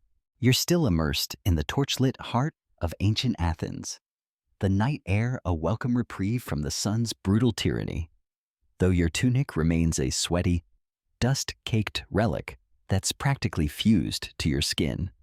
Your sandals are crumbling, shedding gravel like they're staging a quiet mutiny, and Nikos is nearby, clutching his wine cup and keeping a wary eye on that troublemaking goat, which is now sniffing around a pile of olive branches like it's planning a grand heist. The olive groves are out of sight, but their spirit pulses in the festival's glow, where Athena's gift is being celebrated. You're living the myth of how she crafted the first olive grove, and right now, you're slipping into the shadows of a hidden ritual, where Athena's sacred grove becomes a stage for secret rites. Spoiler, it's less about divine pomp and more about whispered chants, flickering oil lamps, and a vibe that's equal parts eerie and enchanting. You've left the bustling festival behind, its songs and laughter fading as you follow Irene, the sharp-eyed woman from the olive sorting table, through a narrow path lined with gnarled trees. The air's cooler here, thick with the sharp, green tang of olive resin and a faint whiff of burning oil. But it's the silence that hits you hardest. Your blisters still throb from yesterday's grove work, and your hands are sticky from sorting olives. But Irene's pace is brisk, her linen dress rustling like a whisper. Nikos didn't come. He muttered something about women's work and stayed with the wine, though you suspect he's just avoiding that goat. You're not sure where you're headed, but Irene's glance says, "Keep up, city slug?" And you're starting to think Nikos's insults are contagious. Let's set the scene. You're in a secluded grove, a pocket of Athena's sacred trees tucked away from the festival's chaos. The Acropolis looms in the distance, a dark silhouette under a star-streaked sky. But here, the world feels smaller, hushed, like you've stepped into a secret. A circle of women stands around a low altar, a slab of limestone draped with olive branches and lit by clay lamps, their flames dancing in the breeze. The altar's piled with offerings, jars of oil, woven wreaths, even a single olive that glints like a dark jewel. You're an outsider, invited by Irene's quiet nod, and you're trying not to trip over roots or breathe too loudly. This is no ordinary ritual. It's a hidden rite, one the men don't speak of, where Athena's olive grove becomes a bridge to the divine. The mainstream fact here comes from ancient Greek religious texts, like those of Pausanias, who noted in the 2nd century CE that Athena was worshipped in Attica through secretive women's rituals, often tied to agriculture and fertility. These rites, sometimes linked to festivals like the Thesmophoria, honored Athena as a goddess of growth, with olive oil playing a central role in offerings and purifications. By the 5th century BCE, such rituals were vital for maintaining the grove's sanctity, ensuring Athena's favor for the harvest. Historians still argue whether these rites empowered women or reinforced their domestic roles, cloaked in divine duty. Now for the quirky tidbit, some obscure Hellenistic folklore claims Athena's owl didn't just watch these rituals, but joined in, hooting a specific rhythm that the women echoed in their chants. You picture that feathered busybody perched on a branch, conducting the rite like a divine band leader, and you stifle a laugh, nearly knocking over a lamp. Irene shoots you a look, her eyes sharper than Athena's spear, and you're tempted to blame the owl's hooting, but you'd rather not get banished from this sacred circle. You're learning the rite's rhythm, standing at the edge as Irene and the women begin a chant, their voices low and melodic, like a lullaby for the grove. They pour oil from a jar, letting it drip onto the altar, its golden sheen catching the lamplight. You're handed a wreath of olive leaves, cool and waxy, and told to place it on the altar. Your hands shake modern nerves in an ancient world, and you set it down, half expecting a divine zap. But nothing happens. The women move in sync, their steps tracing a circle around the altar, and you're struck by the weight of it all. This isn't just about olives, it's about Athena, the grove, the city's survival, all tied to these women's quiet power. The grove's alive with a strange energy, the trees seeming to lean in, their leaves rustling like they're whispering back. You're an outsider, but you feel the pull, the sense that Athena's here, not in armor but in the oil, the chants, the flickering flames. The women's voices rise, singing of Athena's victory over Poseidon's salty flop. And you're starting to see the olive as more than a crop. It's a sacred thread, binding these women to their goddess. You glance at the Acropolis, half expecting that owl to swoop down with a glowing leaf, but it's just you, Irene, and the women, keeping the grove's secrets. For now, you stand, you listen, and you hope that goat doesn't wander in and ruin the vibe with its notorious chewing. You're back in the bustling heart of ancient Athens, the morning sun already creeping up to roast your skin, turning your tunic into a sweaty, dust-crusted relic that's starting to feel like a second, itchier skin. Your sandals are crumbling, shedding gravel with every step, and Nikos is nearby, haggling over a basket of olives with a merchant who looks like he's heard every excuse in the agora. The olive groves are a short walk away, their silvery leaves glinting in the distance like they're still basking in Athena's favor. You're living the myth of how she crafted the first olive grove, and right now, you're diving into the chaotic world of merchants hustling in markets, thriving on the olive trade. Spoiler, it's less about divine blessings and more about sharp tongues, shady deals, and dodging that troublemaking goat, which is now sniffing around a pile of oil jars.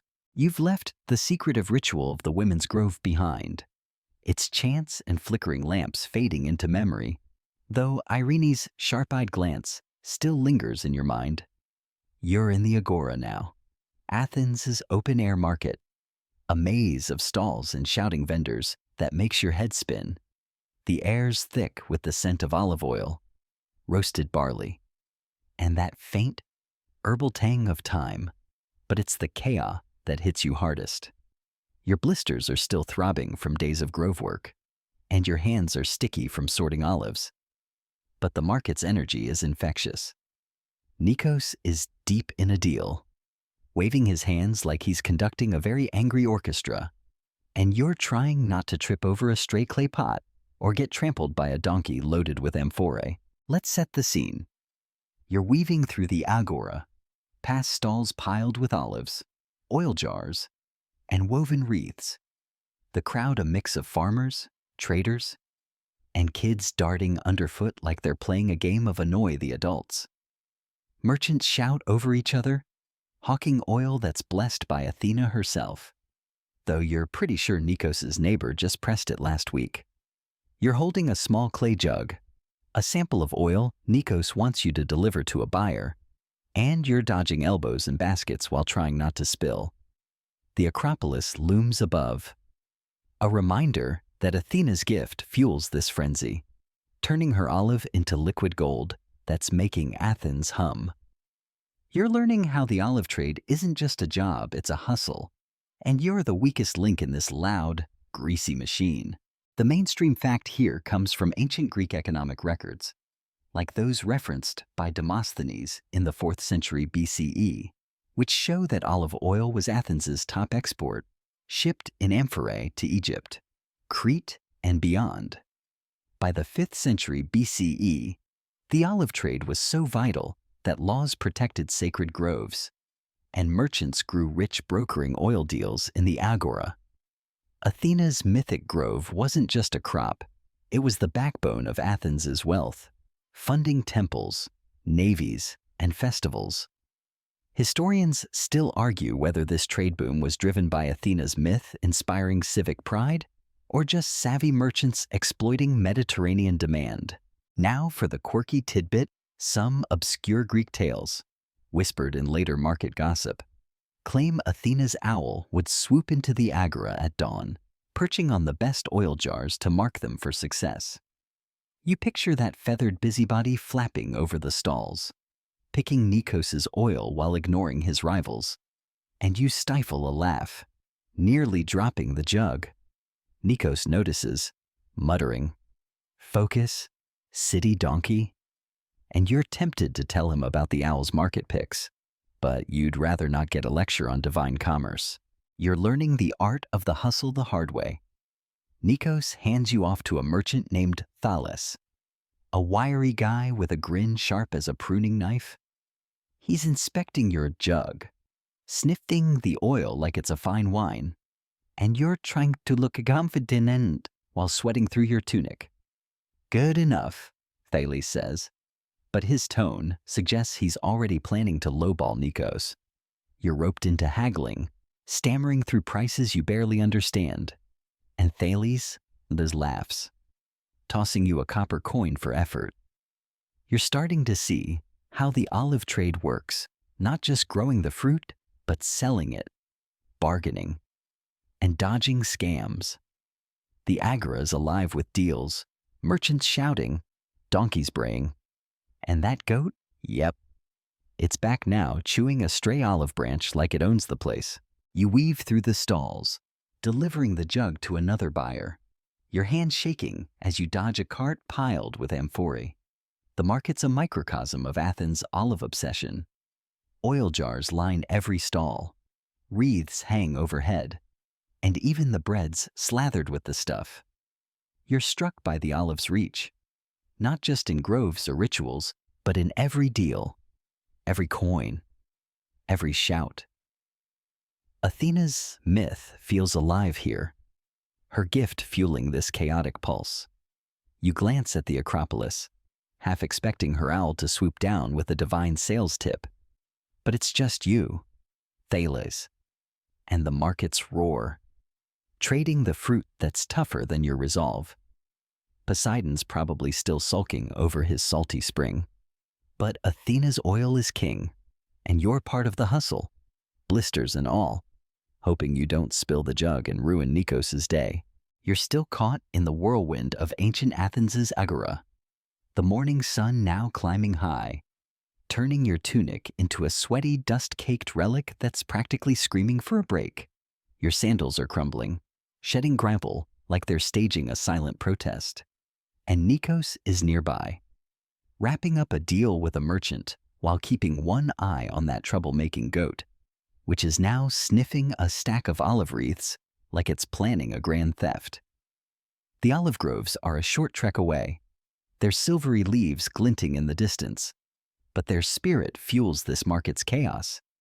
You're living the myth of how Athena crafted the first olive grove, and right now, you're listening to storytellers spin tales of her tree miracles, weaving the olive into Athens' cultural tapestry. Spoiler, it's less about divine proclamations and more about colorful yarns, sly humor, and dodging spilled oil in a crowded square. You've just escaped the market's haggling frenzy, your hands still sticky from that jug of oil you delivered for Nikos, and your blisters throbbing from days of grove work. The agora's a riot of noise vendors shouting, donkeys braying, kids darting underfoot.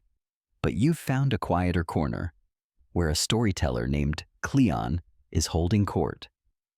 The air's thick with the scent of olive oil, roasted barley, and that faint, herbal tang of thyme.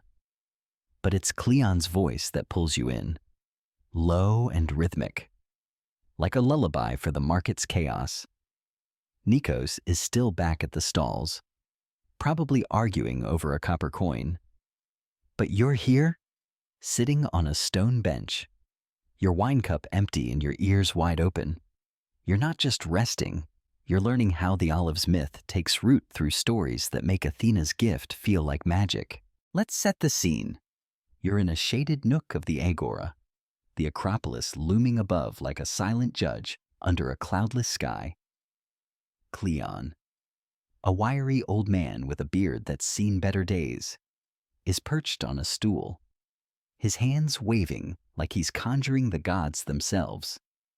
A small crowd farmers, traders, a few kids chewing on barley bread listens, their eyes bright with wonder. Cleon's telling a tale of Athena's olive, not the Acropolis contest with Poseidon's salty flop, but a new one how her first tree supposedly grew overnight, its branches heavy with fruit by dawn. You're skeptical trees don't work that fast, right? But the crowd's eating it up, and you're starting to feel the story's pull.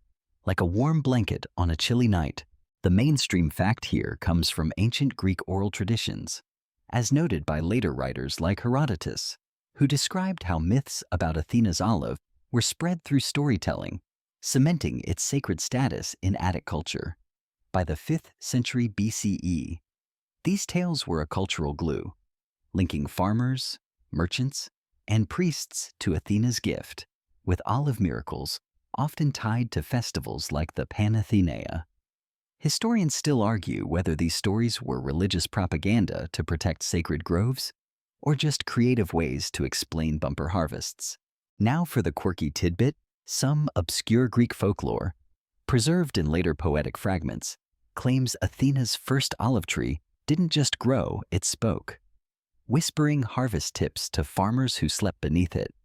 You picture Nikos dozing under a tree, jolted awake by a leafy voice saying, "Prune lighter, you donkey?" And you stifle a laugh, nearly knocking over a stray oil jar. Cleon notices, his eyes twinkling, and you're tempted to ask if he's heard the talking tree tale. But you'd rather not derail his story with your modern skepticism. You're learning how these tales shape the olive's legacy. Cleon's voice rises, spinning a yarn about Athena saving a starving village by turning a barren hill into a grove with one touch.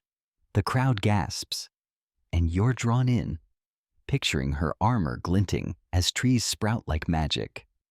It's not true your grove work taught you how much sweat goes into every sapling, but it's powerful, making the olive feel like a divine lifeline. Cleon shifts to another tale. How Athena's owl guarded the first grove from Poseidon's crabs, those tiny saboteurs you chuckled about days ago. The crowd laughs, and you're starting to see the olive as more than a crop, it's a story, a symbol, a thread tying Athens to its goddess. The agora hums around you, but Cleon's corner feels like a world apart. A kid nearby munches bread slathered with oil, his eyes wide as Cleon describes Athena's tree outsmarting a storm. You're struck by the pride in these stories, the way they make every olive, every jar, feel sacred. The Acropolis looms above, and you half expect that owl to swoop down, whispering its own tale. But it's just you, Cleon, and the crowd, lost in the olive's magic. Poseidon's probably still sulking over his briny spring. But Athena's myths are thriving, and you're part of this storytelling web, blisters and all. Hoping that goat doesn't interrupt with a well-timed bleat, you're still in the chaotic swirl of ancient Athens' agora. The midday sun now a blazing overseer, turning your tunic into a sweaty, dust-crusted rag that's practically begging for mercy. Your sandals are crumbling, shedding gravel like they're staging a full-blown revolt. And Nikos is nearby, haggling with a merchant while keeping a suspicious eye on that troublemaking goat, which is now eyeing a stack of olive oil amphorae like it's planning a smash and grab. The olive groves are a short hike away, their silvery leaves glinting in the distance, but their influence fuels this market's frenzy. You're living the myth of how Athena crafted the first olive grove, and right now, you're caught in the envious gaze of rival cities like Corinth, who are green with jealousy over Athens's olive-fueled prosperity. Spoiler, it's less about divine drama and more about trade wars, shady spies, and dodging spilled oil in a crowded square. You've just slipped away from Cleon's storytelling nook, his tales of Athena's talking trees and owl-guarded groves still echoing in your head. Your hands are sticky from handling oil jugs, and your blisters throb from days of grove work. But the Agra's energy is relentless. The air's thick with the scent of olive oil, roasted barley, and that faint, herbal tang of thyme. But it's the undercurrent of tension that catches you off guard. Nikos is deep in a deal, waving his hands like he's fending off a swarm of bees. And you're trying not to trip over a stray clay pot or get flattened by a donkey cart piled with wares. You're holding a small basket of olives, a delivery for another merchant, and you're starting to feel like a pawn in a much bigger game, one where Athens' olive wealth is making enemies. Let's set the scene. You're weaving through the Agora's maze, past stalls brimming with oil jars, woven wreaths, and bread slathered with Athena's liquid gold. The crowd's a mix of Athenian farmers, foreign traders, and kids dodging underfoot. But you notice a few strangers' men in finer tunics, their accents sharp with a Corinthian lilt. They're sniffing oil samples, eyeing amphorae, and whispering in low tones, their glances darting toward Nikos' stall. You're not paranoid, but something's off. These aren't just buyers, they're scouts, sizing up Athens' olive trade like wolves circling a flock. The Acropolis looms above, a reminder that Athena's gift is the city's pride, but also its vulnerability. You're learning that prosperity breeds envy, and Corinth, with its own ports and ambitions, wants a piece of the olive pie.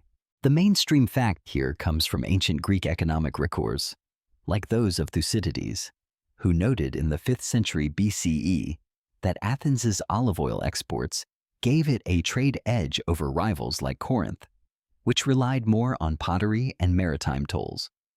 By the 6th century BCE, Athens' groves were producing enough oil to flood Mediterranean markets, fueling wealth that funded temples and navies. Corinth, with its strategic isthmus, envied this, and historical accounts suggest they sent merchants to study Athenian methods, sometimes resorting to espionage or sabotage. Historians still argue whether Corinth's envy led to outright trade wars or just petty merchant rivalries cloaked in olive oil deals. Now for the quirky tidbit, some obscure Greek folklore, whispered in later tavern tales, claims Corinthian spies once tried to steal Athena's sacred olive seeds, only to be thwarted by her owl, which dropped pebbles on their heads until they fled. You picture that feathered busybody dive-bombing a sneaky Corinthian, pebbles raining down like divine wrath, and you stifle a laugh, nearly dropping your basket. Nikos notices, muttering, "Focus, city mule," and you're tempted to tell him about the owl's pebble attack. But you'd rather not get a lecture on market vigilance. You're learning the stakes of Athens' olive boom the hard way. Nikos pulls you aside, pointing to the Corinthian traders. They're sniffing for secrets. He growls, handing you another jug to deliver. You nod, weaving through the stalls, your eyes darting to the strangers. They're charming a vendor, asking about oil yields and grove locations. Their smiles too smooth for honest buyers. You're starting to see the olive trade as a battlefield, not just growing and pressing, but guarding Athena's gift from rivals who'd love to replicate it. You deliver the jug to a merchant named Thales, who winks and says, "Keep those Corinthians guessing. You're the weak link, your modern nerves jittery in this high-stakes hustle. But you're catching on. The Agora's alive with commerce, but the undercurrent of rivalry is sharp. Merchants shout over each other, donkeys bray. And that goat? Yep. It's back now chewing a stray wreath like it's mocking everyone. You're struck by the olive's power, not just in jars, but in the envy it sparks, the wealth it guards. Athena's myth feels urgent now, her gift a prize that cities like Corinth covet. You glance at the Acropolis, half expecting her owl to swoop down with a pebble meant for those sneaky traders. But it's just you, Nikos, and the market's pulse. Trading the fruit that's tougher than your resolve. Poseidon's probably still sulking over his briny spring. But Athens' olive empire is rising, and you're part of it, blisters and all. Hoping you don't spill the oil and give Corinth a free sample, you're still weaving through the frenetic pulse of Athens' agora. The midday sun now, a ruthless taskmaster scorching your skin and turning your tunic into a sweaty, dust-crusted rag that's practically pleading for retirement. Your sandals are disintegrating, shedding gravel like they're staging a full-on rebellion. And Nikos is nearby, wrapping up a deal with a merchant while shooting daggers at that troublemaking goat, which is now nosing around a stack of olive oil amphorae like it's planning a heist worthy of a bard's tale. The olive groves are a short trek away, their silvery leaves glinting in the distance, but their influence drives this market's chaos. You're living the myth of how Athena crafted the first olive grove, and right now, you're caught in the divine fallout of her protective curse, a godly hex aimed at anyone who dares harm her sacred trees. Spoiler, it's less about lightning bolts and more about eerie omens, spooked farmers, and dodging spilled oil in a crowded square. You've just slipped away from the Corinthian spies' sneaky glances. Their whispers about Athens' olive trade still buzzing in your ears like an annoying cicada. Your hands are sticky from hauling oil jugs, and your blisters sabu from days of grove work. But the agora's energy is relentless. The air's thick with the scent of olive oil, roasted barley, and that faint, herbal tang of thyme. But there's a new undercurrent unease. Nikos pulls you aside, his face grim as he points to a nearby stall where farmers are muttering about a cursed tree. Your modern brain wants to roll its eyes. Curses aren't real, right? But the fear in their eyes is contagious.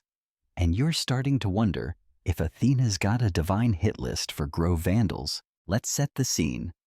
You're trailing Nikos through the agora's maze, past stalls brimming with oil jars, woven wreaths, and bread slathered with Athena's liquid gold. The crowd's a mix of Athenian traders, foreign buyers, and kids dodging underfoot. But you're headed to a quieter corner where a group of farmers huddles, their voices low and tense. They're talking about a tree in the sacred grove, one of Athena's originals. They swear that's gone strange, its leaves are wilting, its bark oozing a black sap that smells like bad omens. Nikos mutters a prayer, clutching an olive branch like it's a talisman, and you're holding a small clay jug, a delivery you're supposed to make. But your eyes are locked on the farmers. They're convinced Athena's cursed someone who harmed her tree, and you're starting to feel the weight of her divine wrath, even if you're not sure you buy it. The mainstream fact here comes from ancient Greek religious practices, as noted by writers like Pausanias, who described in the 2nd century CE how Athena's sacred olive trees were protected by strict laws and divine taboos. By the 5th century BCE, damaging a sacred grove was a crime punishable by fines, exile, or worse, with myths claiming Athena herself struck offenders with curses blighted crops, sickness, or just really bad luck. These stories reinforced the grove's sanctity, ensuring their care. Historians still argue whether these curses were religious propaganda to deter vandals or reflections of real environmental fears, like pests or drought. Now for the quirky tidbit. Some obscure Hellenistic folklore claims Athena's curse didn't just blight the offender, but turned their shadow into an owl that hooted warnings to others. You picture a guilty farmer fleeing the grove, their shadow flapping behind them like a feathered snitch, and you stifle a laugh, nearly dropping the jug. Nikos notices, muttering, "Focus, city donkey." And you're tempted to tell him about the owl shadow, but you'd rather not get a lecture on divine justice. You're learning the curse's impact the hard way. Nikos leads you to the farmers, who are swapping stories of a man, let's call him Demos, who allegedly snapped a branch from Athena's sacred tree to sell as a relic. Now his crops are failing, his goats are sick, and he swears he hears hooting at night. You're skeptical, but the farmer's fear is palpable, their hands clutching olive branches like shields. Nikos shows you a jar of oil, meant as an offering to appease Athena, and you're roped in to deliver it to a priestess at a nearby altar. You weave through the agora, dodging a cart and that goat. Yep, it's beak now, chewing a stray wreath like it's mocking the gods. Your hands shake as you hand over the jar, the priestess's eyes sharp as she mutters a prayer to lift the curse. The agora hums with trade, but the curse's shadow lingers. Farmers whisper about Athena's wrath. Merchants eye their oil jars nervously. And you're the weak link. Your modern nerves jittery in this superstitious world. You're starting to see the olive's power, not just in trade, but in the fear it inspires, the divine protection it demands. Athena's myth feels alive foam here. Her curse, a reminder that her gift comes with rules. You glance at the Acropolis, half expecting her owl to swoop down, hooting accusations, but it's just you, Nikos, and the farmers, guarding a grove that's tougher than your resolve. Poseidon's probably still sulking over his briny spring, but Athena's curse is keeping her trees safe, and you're part of this wary hustle, blisters and all, hoping you don't accidentally bump the sacred branch and end up with an owl shadow of your own. You're back in the dusty embrace of the Athenian hills.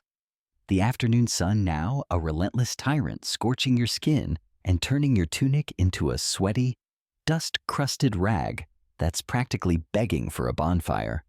Your sandals are crumbling, shedding gravel like they're staging a full-blown mutiny. And Nikos is trudging nearby, his muttering about that troublemaking goat, now a familiar drone beneath the cicada's endless hum. The olive groves around you are scrappy but defiant, their silvery leaves glinting like they're still basking in Athena's favor. You're living the myth of how she crafted the first olive grove. And right now, you're uncovering the dark side of her gift pests, droughts, and other threats that make these sacred trees a constant battle.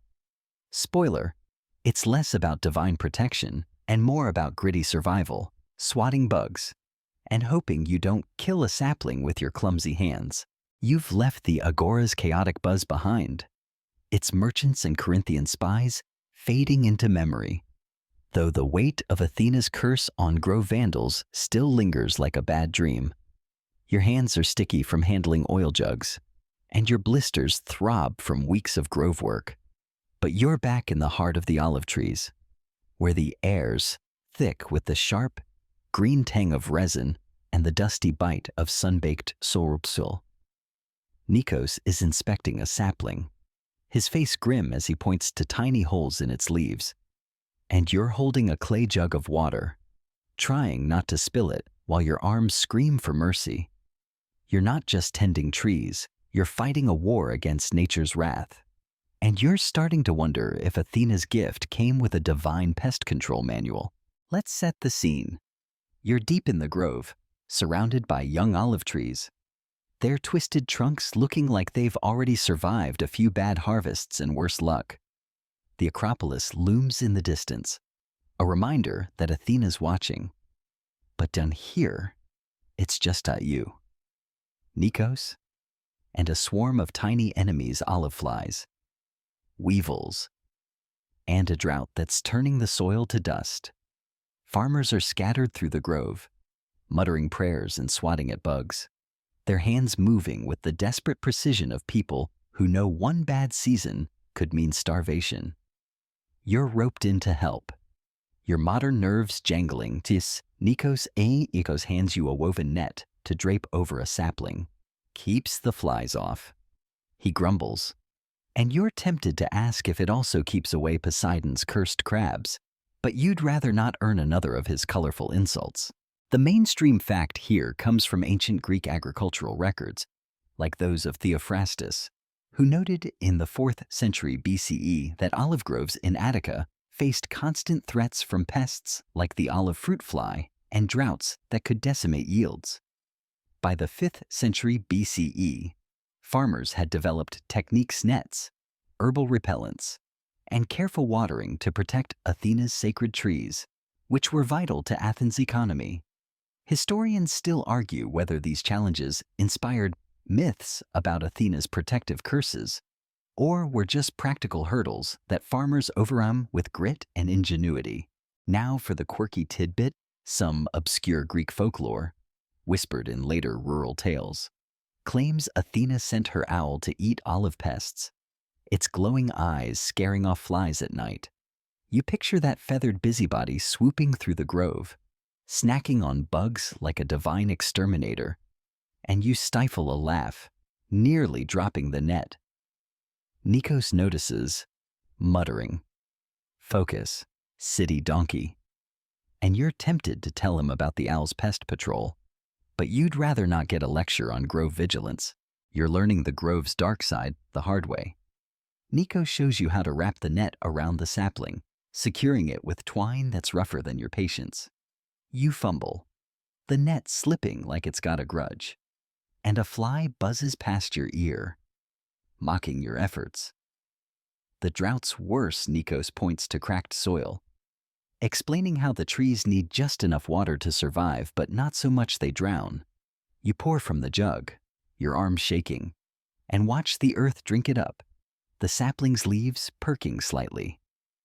It's a small win, but the grove's threats are relentless flies eating fruit, weevils boring into bark, and a sky that's stingier with rain than a miser with coins.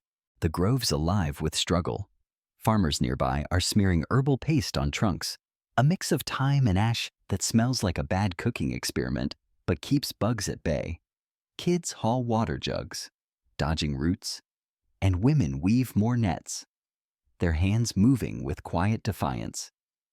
You're the weak link, your modern hands soft as a philosopher's scroll, but you're starting to respect the fight. Athena's myth feels raw now. Not a fairy tale, but a battle against nature's wrath.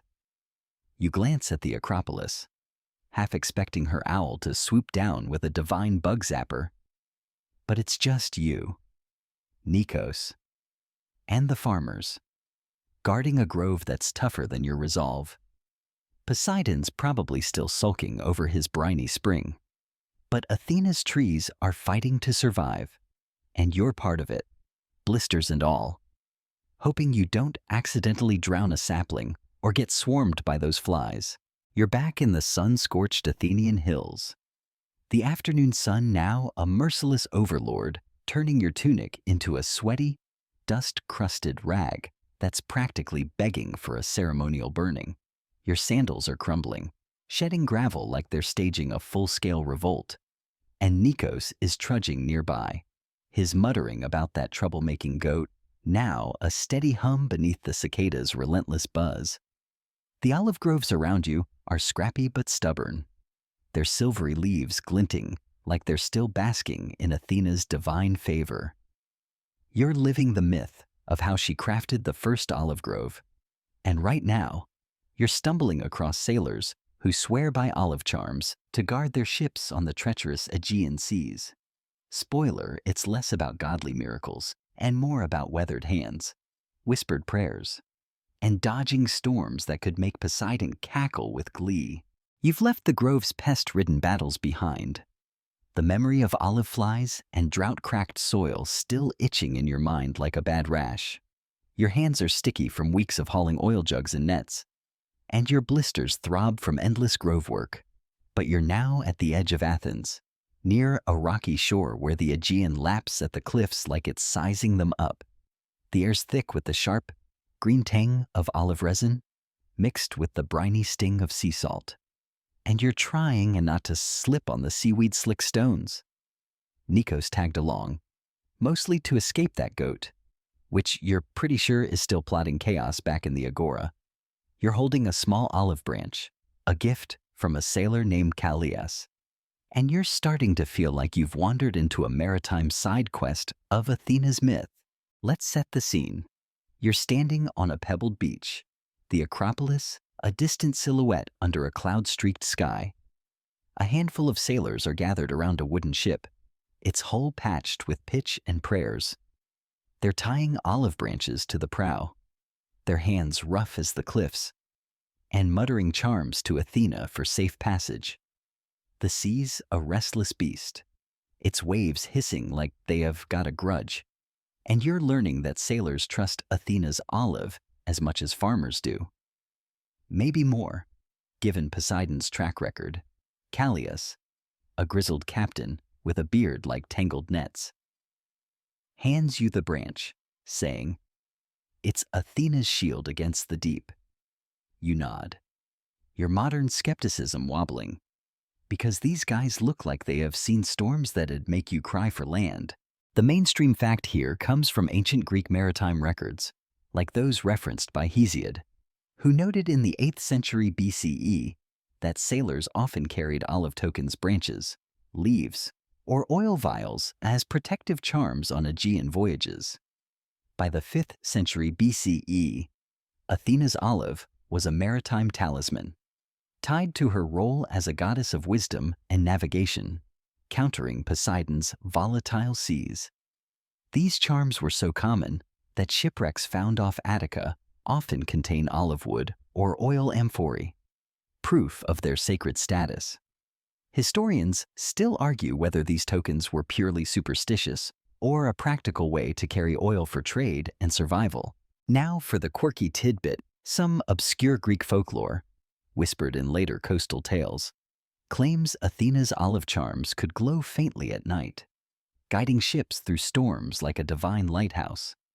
You picture a branch pulsing like a glow stick, sailors cheering while Poseidon sulks, and you stifle a laugh, nearly dropping the branch into the surf. Nikos notices, muttering, "Focus, city mule," and you're tempted to tell him about the glowing charms, but you'd rather not get a lecture on respecting sailors' superstitions. You're learning the sailor's faith the hard way. Callias shows you how to tie the olive branch to the ship's prow, weaving it with twine that smells like fish and regret. Your fingers fumble, the knot looking like a toddler's scribble, and Callias chuckles, fixing it with a seafarer's ease. Athena watches, he says, pointing to the weed. And you're starting to see the olives reach not just in groves or markets, but on the open sea, where a single storm could sink a crew. You're roped in to help anoint the hull with oil, your hands slipping as you smear it on, the scent sharp and grounding. It's a small ritual, but it feels heavy, like you're warding off Poseidon's wrath with every swipe. The shore's alive with purpose, sailors checking ropes, women packing oil jars for the voyage, kids tossing pebbles into the surf. You're the weak link, your modern hands soft as a philosopher's scroll. But you're catching the olive's maritime magic.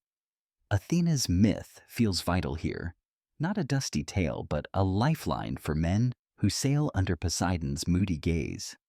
You glance at the Acropolis, half expecting her owl to swoop down with a glowing branch, but it's just you, Callias, and the sailors, tying charms that are tougher than your resolve.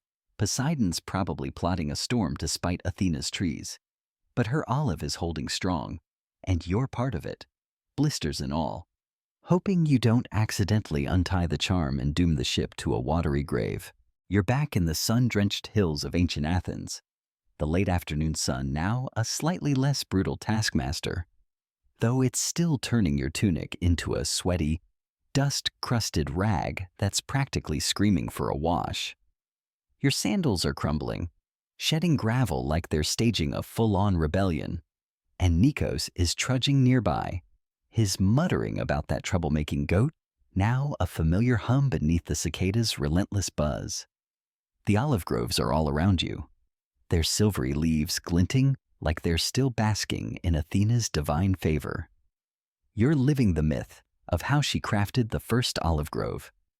And right now, you're overhearing philosophers like Plato pondering the olive's deeper meanings, turning Athena's gift into a metaphor for wisdom and resilience.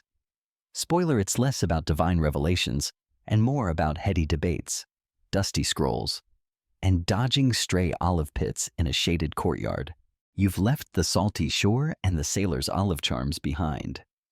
Their whispered prayers to Athena still lingering in your mind like a faint sea breeze. Your hands are sticky from weeks of grove work and oil jugs, and your blisters throb from endless tasks. But you're now in a quiet courtyard near the agora, where Athens' thinkers gather to argue and muse. The air's thick with the sharp, green tang of olive resin, mixed with the dusty scent of sun-baked stone, and you're trying not to trip over a stray root or collapse from heat exhaustion. Nikos tagged along, mostly to avoid that goat, which you're pretty sure is still causing chaos back in the market. You're holding a clay cup of watered-down wine, a small mercy, and you're starting to feel like you've stumbled into a philosophical side quest of Athena's myth. Let's set the scene. You're in a shaded courtyard, the Acropolis looming above like a silent sentinel under a cloud-streaked sky. A small group of philosophers, bearded, tunic-clad, and way too fond of gesturing, is gathered under an olive tree, its branches heavy with fruit. Plato, young and intense, is pacing, his voice rising as he debates the olive's symbolic weight. The crowd, students, scribes, and a few curious farmers listens, their eyes bright with thought, or maybe just wine. You're sitting on a stone bench, your modern brain struggling to keep up with Plato's metaphors. And Nikos is next to you, looking like he'd rather be pruning than pondering. You're not just resting, you're learning how the olive, Athena's gift, is becoming a philosophical touchstone, a symbol of wisdom in a city that's tougher than its rocky soil.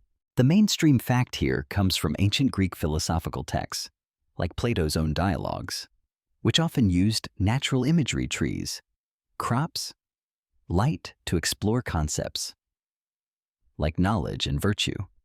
By the 4th century BCE, the olive, tied to Athena's wisdom, was a common metaphor in Athenian thought, symbolizing resilience, your growth, and the balance of practical and divine insight.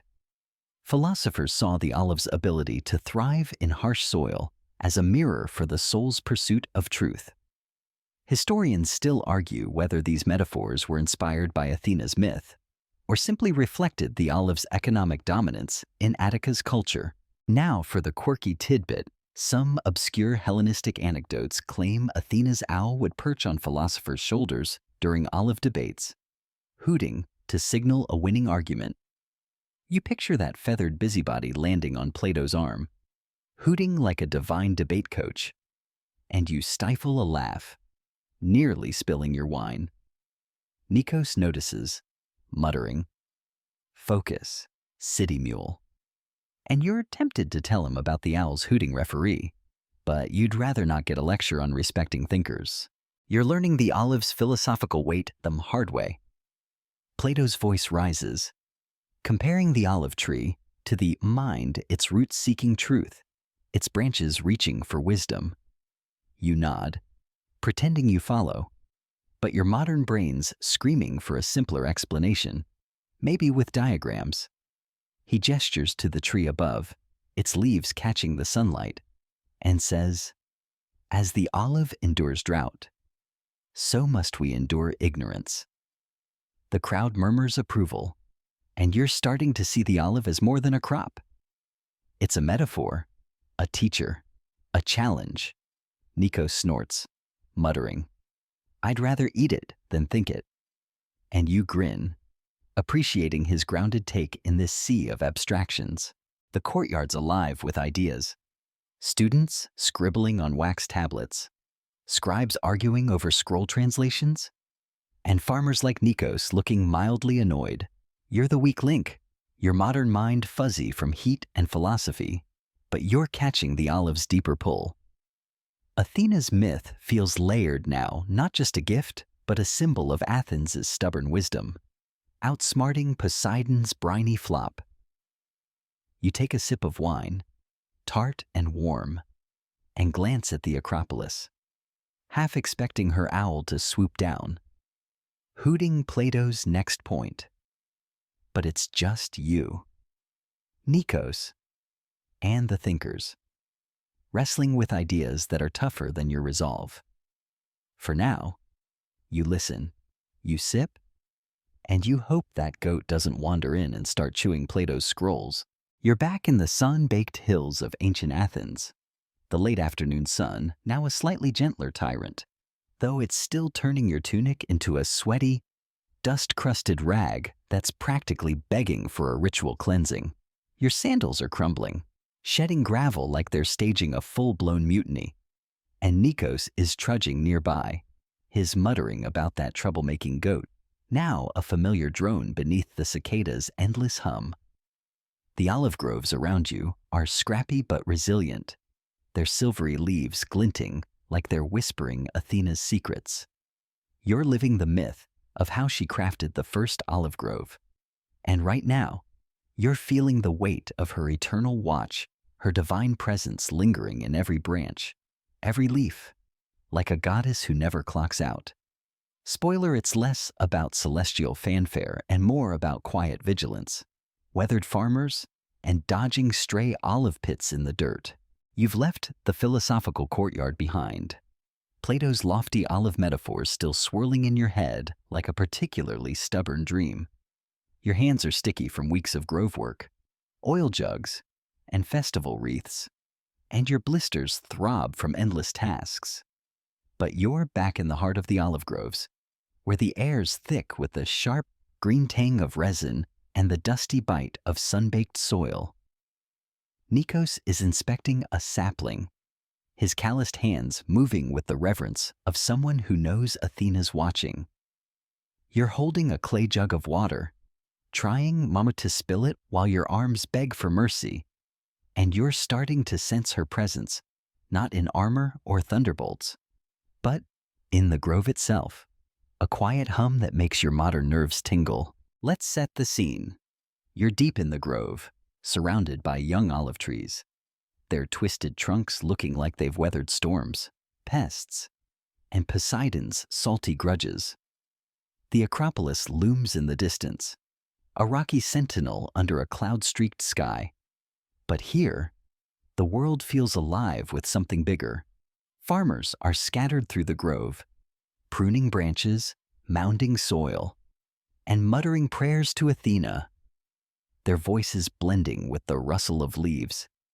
You're not just tending trees, you're part of a sacred pact, a grove that's as much Athena's temple as any marble shrine.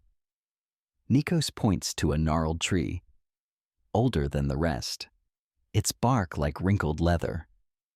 Athena's first, he says, and you're not sure if he's serious or just hyping his field. But the tree feels different, like it's watching you back. The mainstream fact here comes from ancient Greek religious texts, like those of Pausanias, who noted in the 2nd century CE that Athena's sacred olive trees were tended as divine relics, with priests and farmers believing her spirit dwelled in the groves. By the 5th century BCE, these trees were so revered that they were protected by laws and rituals, seen as living extensions of Athena's wisdom and guardianship. Historians still argue whether this belief was a religious tool to preserve the grove's economic value or a genuine spiritual connection to the goddess who outsmarted Poseidon's briny flop.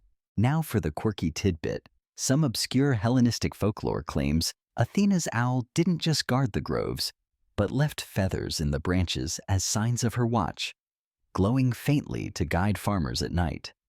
You picture that feathered busybody dropping a feather like a divine post-it note, and you stifle a laugh, nearly spilling the jug. Nikos notices, muttering, "Focus, city donkey," and you're tempted to tell him about the glowing feathers. But you'd rather not get a lecture on sacred signs. You're learning the depth of Athena's watch the hard way.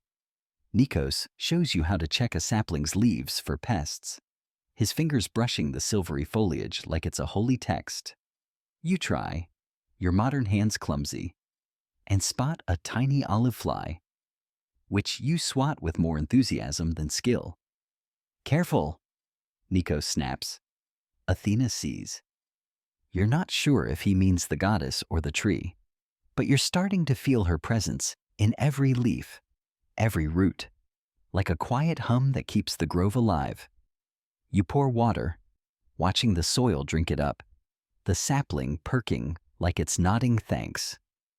It's a small act, but it feels heavy, like you're tending a piece of Athena herself. The grove's alive with quiet devotion. Farmers nearby are weaving olive branches into offerings.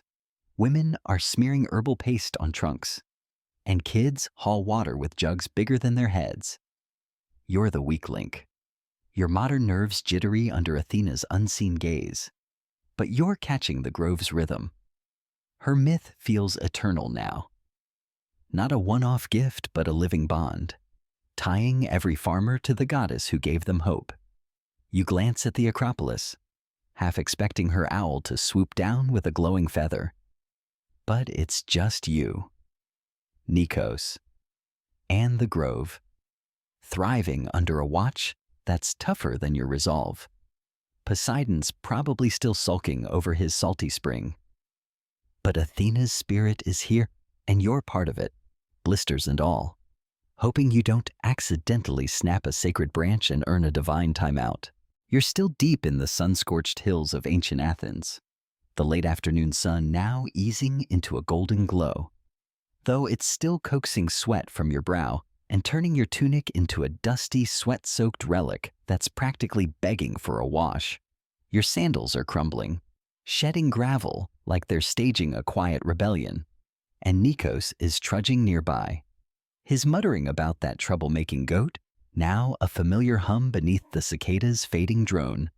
The olive groves around you are scrappy but enduring, their silvery leaves glinting like they're whispering Athena's legacy. You're living the myth of how she crafted the first olive grove, and right now, you're witnessing the ripple of her gift beyond Greece, as olive cultivation spreads across the Mediterranean like a green tide. Spoiler: it's less about divine mandates and more about sailors, traders, and stubborn farmers carrying Athena's seed far from home, all while dodging Poseidon's salty grudges. You've left the sacred grove's quiet reverence behind, the weight of Athena's eternal watch still humming in your bones like a soft echo. Your hands are sticky from weeks of grove work, oil jugs, and festival wreaths, and your blisters throb from endless tasks. But you're now at a bustling port on Athens' coast, where the Aegean sparkles like it's taunting you with its coolness. The air's thick with the sharp, green tang of olive resin, mixed with the briny sting of sea salt and the faint musk of pitch from ship hulls.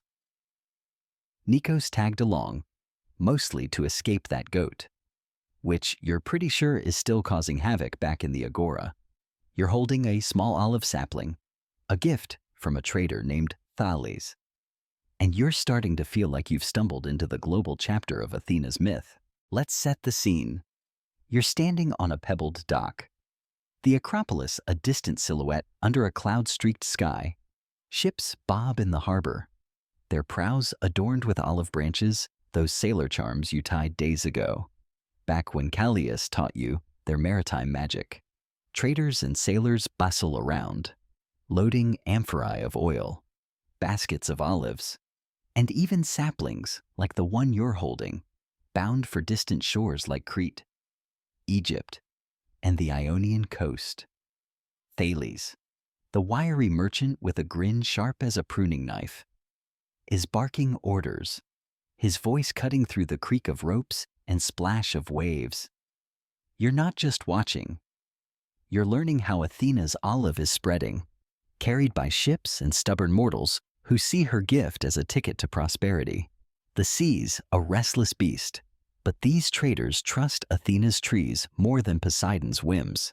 The mainstream fact here comes from archaeological and trade records, like those referenced by Herodotus, who noted in the 5th century BCE that Athenian olive oil and cultivation techniques were exported across the Mediterranean, reaching as far as the Levant and North Africa by the 6th century BCE. Athens's groves, sanctified by Athena's myth, became a model for other regions, with saplings and expertise traded alongside oil amphorae. This spread fueled economic networks, turning the olive into a Mediterranean staple. Historians still argue whether this expansion was driven by Athenian merchants' ambition or local demand for a drought-resistant crop. Now for the quirky tidbit, some obscure Hellenistic folklore claims Athena's owl stowed away on trade ships, hiding in olive saplings to ensure they took root in foreign soil. You picture that feathered busybody nestled in a pot, hooting directions to Crete while sailors scratch their heads, and you stifle a laugh, nearly dropping the sapling. Nikos notices, muttering, "Focus, city mule," and you're tempted to tell him about the owl's stowaway antics. But you'd rather not get a lecture on maritime myths. You're learning the olive's global reach the hard way. Thales shows you how to secure the sapling in a clay pot, packing the roots with soil to survive the voyage. Your hands fumble, the dirt slipping through your fingers, and Thales chuckles, fixing it with a trader's ease. "Athena's gift travels," he says, pointing to a ship bound for Egypt. You're roped in to help load amphorae, your arms screaming as you hoist the heavy jars, their oil sloshing like liquid bulbudut. You're starting to see the olive's journey, not just a crop but a cultural seed, rooting in distant lands where farmers will pray to Athena too. You're the weak link, your modern nerves jittery in this high-stakes trade. But you're catching the rhythm. The port's alive with purpose, sailors tying ropes, women packing oil jars, kids dodging crates with baskets of olives.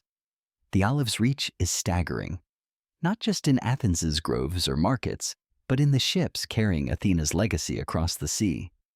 Her myth feels boundless now, a gift that's outgrowing its Attic roots. You glance at the Acropolis, half expecting her owl to swoop down, hitching a ride to Crete. But it's just you, Thales, and the traders, spreading a gift that's tougher than your resolve.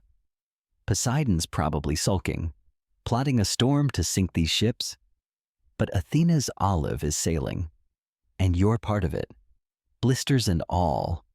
Hoping you don't drop the sapling and doom a distant grove, you're back in the tranquil embrace of the Athenian hills.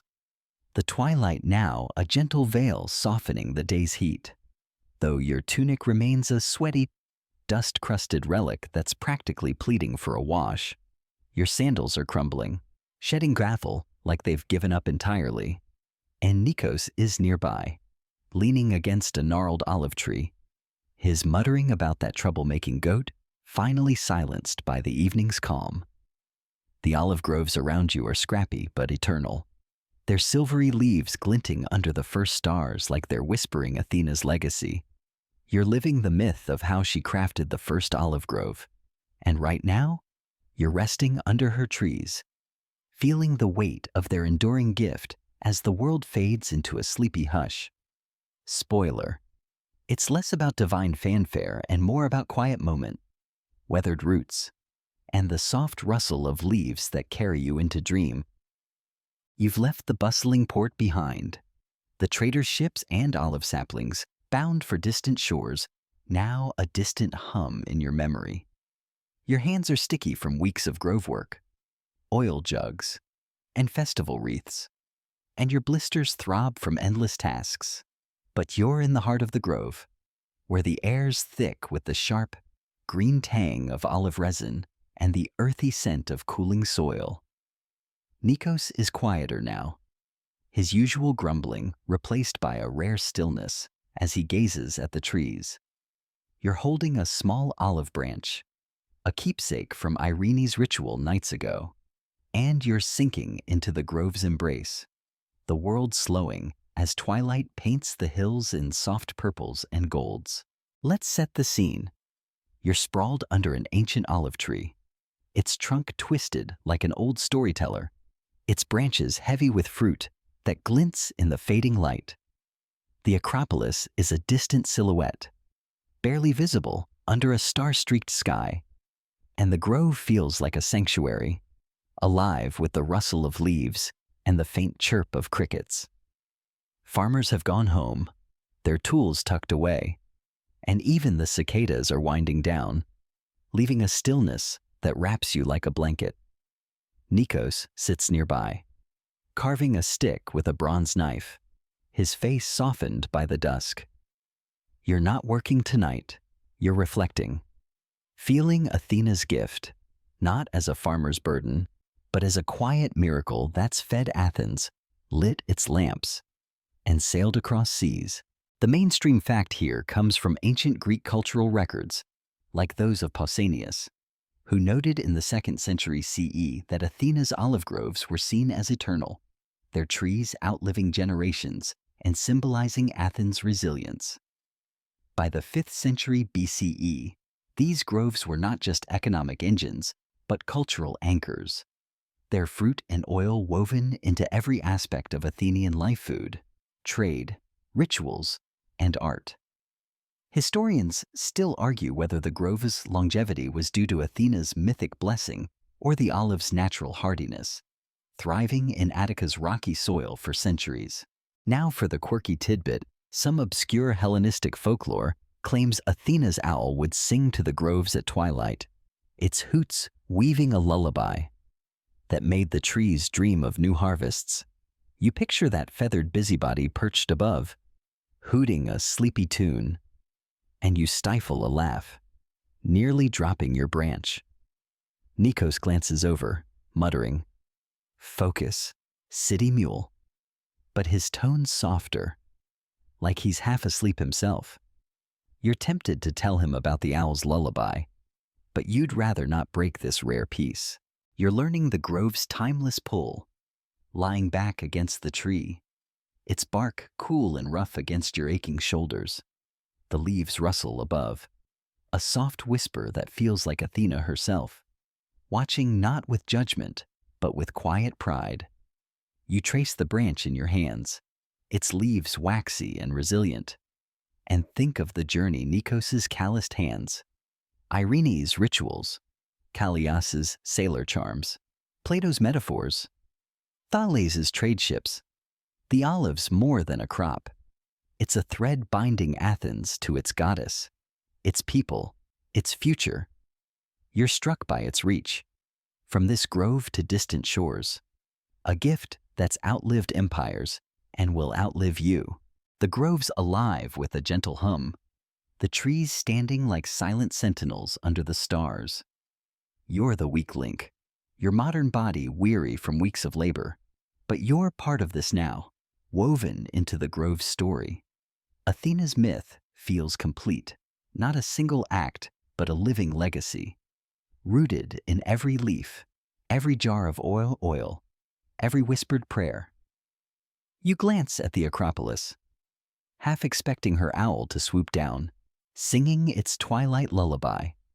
But it's just you and Nikos, resting in a grove that's tougher than your resolve. Poseidon's probably still sulking over his briny spring, but Athena's olive endures, and you're drifting, branch in hand, into its timeless embrace. As the stars brighten, the grove's whispers soften, each leaf a note in a lullaby older than memory. You sink deeper into the earth, the tree's roots cradling you like a friend who knows your every ache. The air grows cooler, the resin's tang fading into a gentle hum, and your eyelids grow heavy, the world blurring into a dream of silver leaves and quiet seas. Athena's watch feels like a blanket, warm and eternal, her owl's song a distant echo guiding you to sleep. You're not a farmer, not a sailor, not a philosopher, just a soul under her trees, carried by their story into a peace that needs no words. Let the night take you, soft and slow, as the grove dreams on.